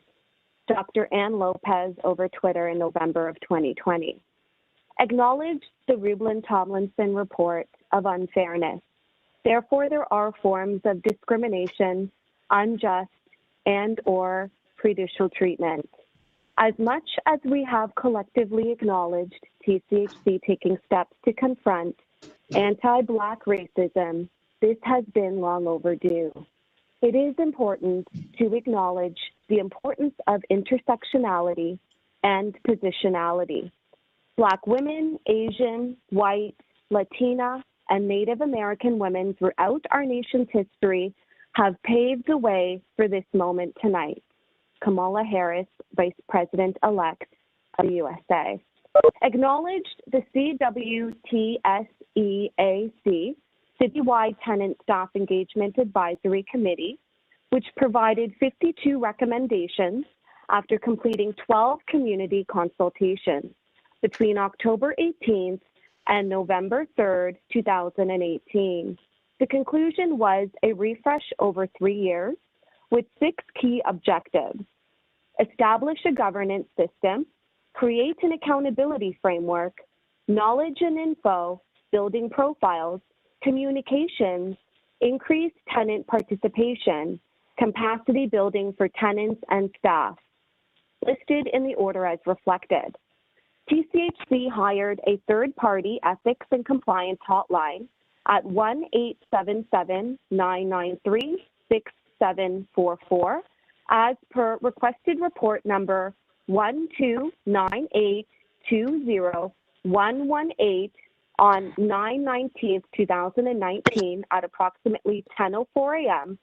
The caller wants to know if employees, contractors, and subcontractors, name and job title unknown, who are hired to work for, in, or around TCHC project are allowed to sleep or become sexually involved with housing tenants. The caller would like to know about the company policy on this topic. That is an excerpt, as well as regarding privacy and confidentiality. The caller would like to know the policy on employees, contractors, and subcontractors sharing confidential information regarding tenants' finances, such as rent, financial information, income, etc. The caller would also like to know how TCHC deals with breaches of confidentiality by their staff and how the policy is policed and monitored. Acknowledge this report was in action. Acknowledge that TCHC has policies and a code of conduct. It has not working, but it exists. Safeguarding things like mental health, especially under pressure. TCHC take on the responsibility to prioritize safety, health, and wellness of staff and tenants and community alike. The problem, of course, is when you look at the context, you have to look at the questions of power dynamics, the unequal power relations. What happens to sexually abused survivors after the headlines fade from the New Humanitarian December 10th, 2020?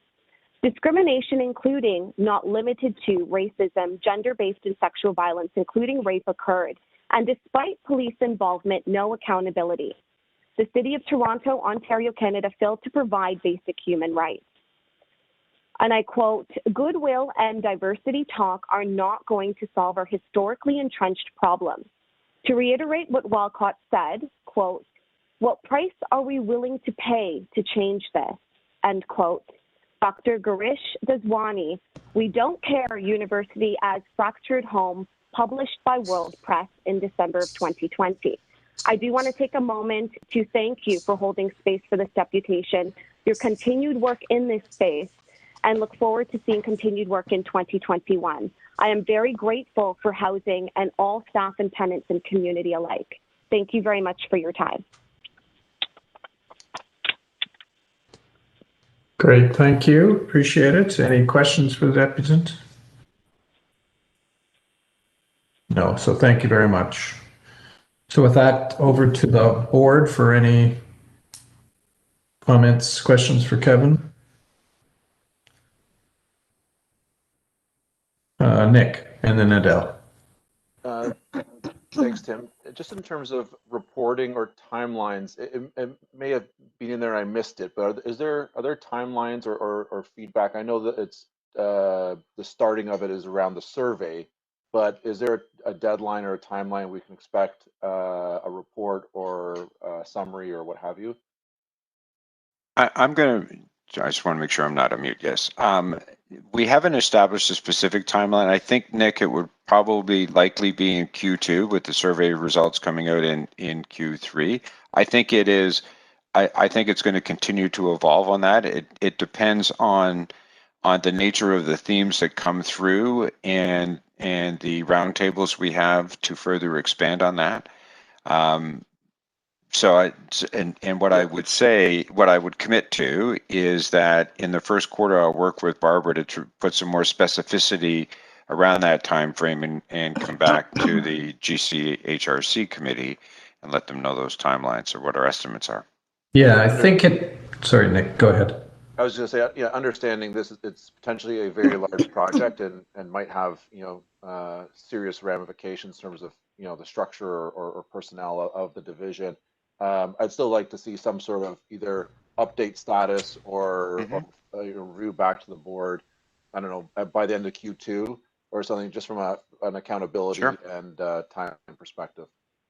Sure, I think we should set it up, essentially as a project and do some project out reporting to the board. I think that makes sense. Yeah, and I think it's complicated only by the succession issue happening at the same time. So I think it makes sense probably, Kevin, to have a draft reporting back schedule that then, the new CEO may come back to the board at that point and say, hey, give me another quarter or something, but probably worth outlining a draft timeline, understanding it may get moved around by virtue of a new CEO and or a new, permanent leader in the position. Right. Adele. I just had a question about the next steps and the desired outcomes. I didn't see trust in those desired outcomes, and I thought the RT report, that was a key component of it, that staff didn't trust the HR department, and I just wondered if you considered that in the outcomes. Yes, we do. We've heard from the past employees, and RT even acknowledged in their own report that it was a relatively small group. So I think the thing that's most important, Adele, is we look at, so what are the issues and concerns of the current and future employees and address that. And if trust is one of those issues, then obviously it gets addressed as well. So it's not precluded from it, but I think I think it's correctly stated, and I do want to actually publicly acknowledge Barbara for helping in the drafting of the report that's in front of you, that it's important that we understand what the issues are and then the appropriate steps to resolve those issues. Does that answer your question? So you're presuming that through the survey, if there is a lack of trust, that it'll come up that way? It should surface, yes. It should surface in a number of ways, yes. Okay. Okay, thanks. Any other? Okay, great. So we should move to receive that, and I guess we'll just do it as a note for you, Kevin, to come back with a plan. Yeah, we'll put it in the action items. Oh, I think it's right there in the motion. So Dara's added it. Yeah, there you go. So with that, can someone prepared to move that motion? Brian, seconded by Nick. All those in favor? Approved. Thank you so much. So we've got our board evaluation results as the next item. And what was our scheduled, how are we doing on people's time commitments, and were we slated to end at 1, right? So we still got 20 minutes. Right, and just one comment, we have this plus we have item 7, and item 7 is for approval. Okay, so can we, yeah, and I assume, is item 7 an urgent item? Yes, it is. The public agenda said 12 o'clock, Tim.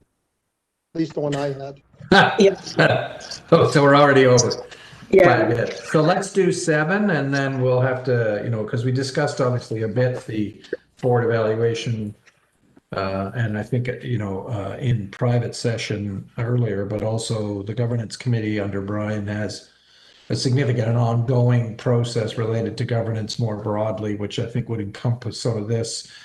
Although I do think canvassing the board for, we've canvassed the board in the board evaluation, but having the opportunity to discuss, we may have to resurface that again at the next meeting, maybe then informed by some of the efforts Brian's undertaking with other professional director and community director improvement organizations that may help inform that. So with that, maybe we can move to item 7 and just get it done before we adjourn. So, item 7 is a request. It's a report request seeking approval for a change order to the contracts through which TCHC manages emergency property contamination and repair service work. These contracts were issued through an RFP process initiated and completed by TCHC in 2018. The work that is performed is emergency repair work that's required in the event of an unexpected event within one of our apartment buildings, like a fire or a flood. So I think the board can appreciate the challenges that come with trying to budget for this kind of expenditure. What occurred in 2018 was that the contract limits for this work were established based on TCHC's prior experience with the performance of the work. The budget didn't take into account a slight increase. It's not a significant, insignificant, but a slight increase, 7%, in the unit prices that contractors secured through this RFP process were to charge TCHC for the work that was to be done. What wasn't anticipated at that time was the significant increase in the actual work that was required in order to respond to these types of events. And so the budget that informed the upset limit for the contracts was fixed at $4 million. And you can see from the table at page 4 in the report, the actual expenditures to date have exceeded that in both the period from March 2018 to 2019 and from March 2019 to March 2020, such that the total contract budget for this work, the 3-year term, was used up in the first 2 years of the contract. So that raises issues with respect to how we manage this contract against the contract limits that we will address. It appears that systems in place to manage the contract at the time didn't automatically report out how it was being performed against those limits, relying on staff to track that data, which wasn't effectively done. The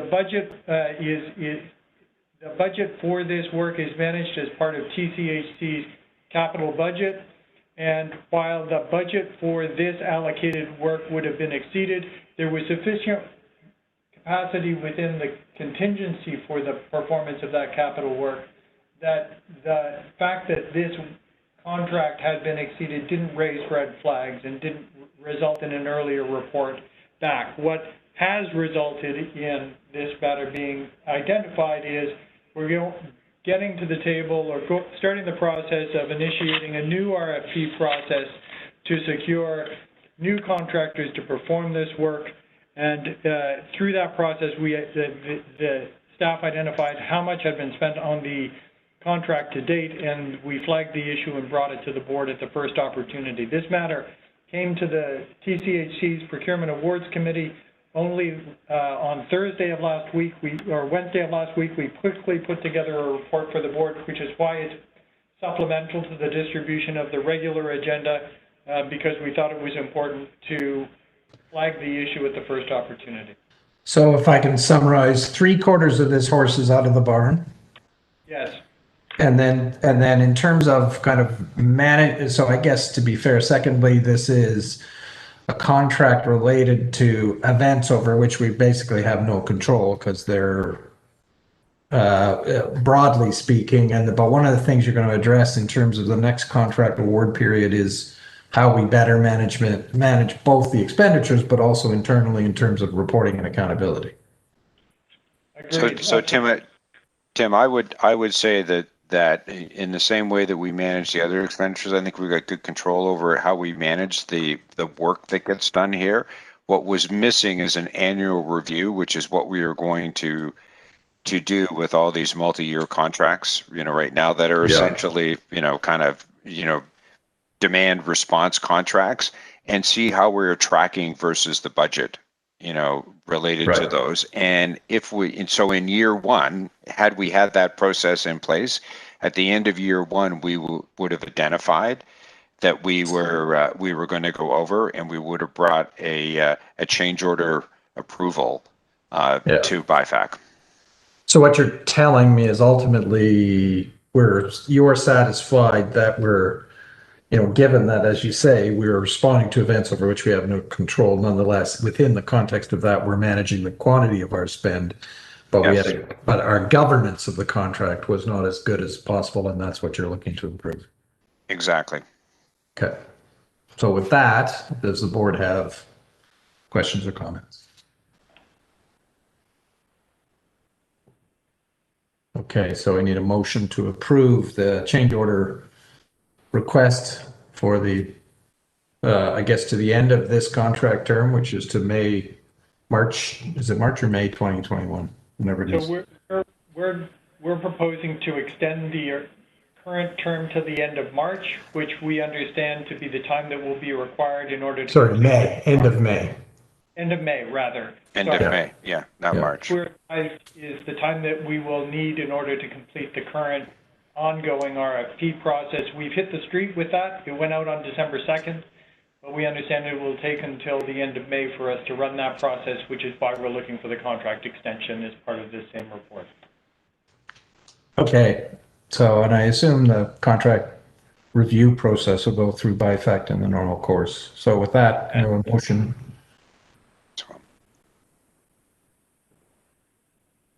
John, seconded by Adele. All those in favor? Aye, approved. Thank you. So with that, subject to other business, is there a motion to adjourn? Just a quick comment, if I could, Mr. Chair. Of course, John. I guess it's for you or or the management. I find it somewhat difficult to read all of this documentation online. And I mean, it's tiring on the eyes. I don't think I do as good a job as a director when it's all online. It's difficult. You can't make notes. I'm obviously not going to be printing 200 pages, or in this case, probably over 300 pages. There's a lot of stuff in the agenda that I don't need, but there's a lot of stuff that I would like to get. I'm just wondering if there's a way that we can look toward printing as we did in the past as we move into 2021. And I don't know if any of my other colleagues feel the same way. Well, sorry, I don't quite understand because I don't think we want to print, like, agreed. There's a balance between how much material we get and how much is useful as a director, which, by the way, every board ever struggles with. Yeah, I mean, I'm very familiar with that. But, I mean, but the only question is, I mean, it's pre-COVID, those that requested it would get the documents sent to them, and I found that helpful. As I pointed out, I don't need all of the documents, but I mean, I'm wondering if we can get our committee reports that we're on, or if we could look at something that would be better than just, you know, the documents all online.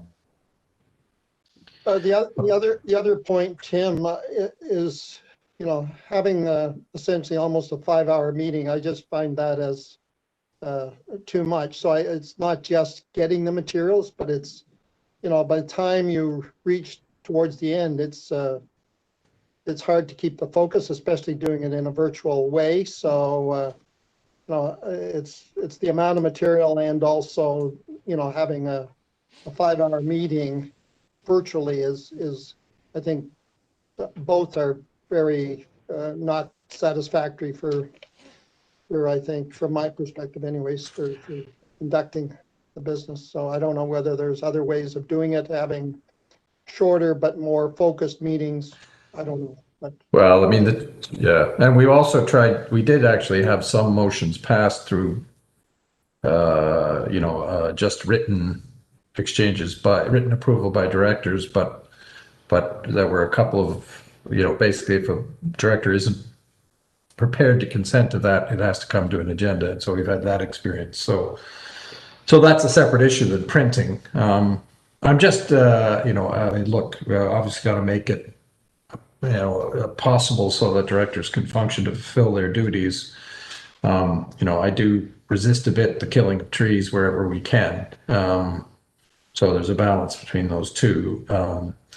I assume what we'll need to, but equally, I don't want, you know, it's a little challenging to ask staff to kind of pick through page 7, page 29. So it's probably an all in or nothing kind of thing.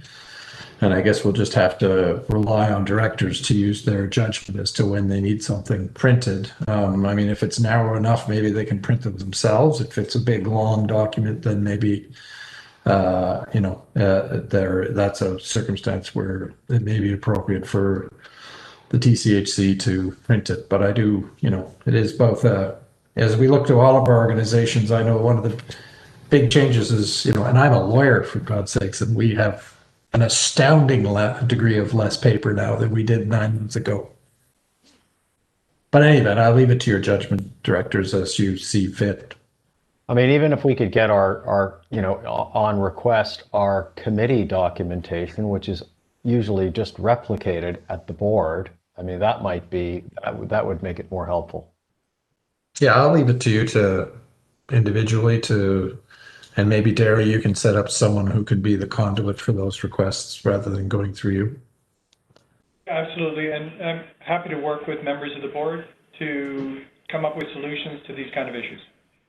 Yeah, and the other thing I would mention too is we have been providing more information to the board because there's been a request from the directors for more and more information, which is increasing the length of the report. So I think what I'm hearing from some of the directors is maybe you want to revisit how much information you're getting from us, you know, in that regard. And so that's really, for you to determine. We're happy to give you as much information as you want. But we, I appreciate John's comment, having sat on boards myself and have been buried in detail. So it's often a trick management uses. And we're sort of opening up a can of worms to a certain degree, but to Brian's point, I do find the 5-hour meeting draining, and sort of over the course of that time, you lose your focus. Sorry, what'd you say? Exactly, well played. I'm not sure if we can better utilize the committee structure where, I'm thinking about some of the approvals for, single-digit $1 million change orders. If the BIFAC can approve that as opposed to a full board approval. Now I know that's sort of getting into financial approval levels and so on, but I would say it might be worth a further discussion on the topic, just given the overall sense from directors. Well, I'll tell you what, why don't I take that away with Dara and Roseanne, because the specific example you're using would require the board to change the financial control bylaw. Yeah. Because that's what triggers it. And it also it's also designed, that a relatively small dollar amount can trigger it coming up to the board, and it's structured that way, directors, to ensure that there's no monkey business going on, for lack of a better description of it, to kind of keep things below the board level. But we can take that away and have some ideas and perhaps, you know, talk to Adele and then bring that back to the board for consideration if that would be helpful. I want to know who brought Nick his sandwich. I got it was delicious. I would not make it to 1 o'clock without It food. looked good. That was the worst part of the 5-hour meeting. I was watching you eat your sandwich. I'll take the video off next time for consideration. Oh, no, please don't. No. We're still, so just to be clear, Dara notes, we're still live streaming. So can we get a motion to adjourn? Brian, seconded by John. All those in favor? So thank you very much, everybody. Actually, and Tim, just before we depart, since it's probably the last time before the holidays, I just wanted to wish everybody a very Happy safe holidays. and happy holiday, and hopefully your screens are busy with your family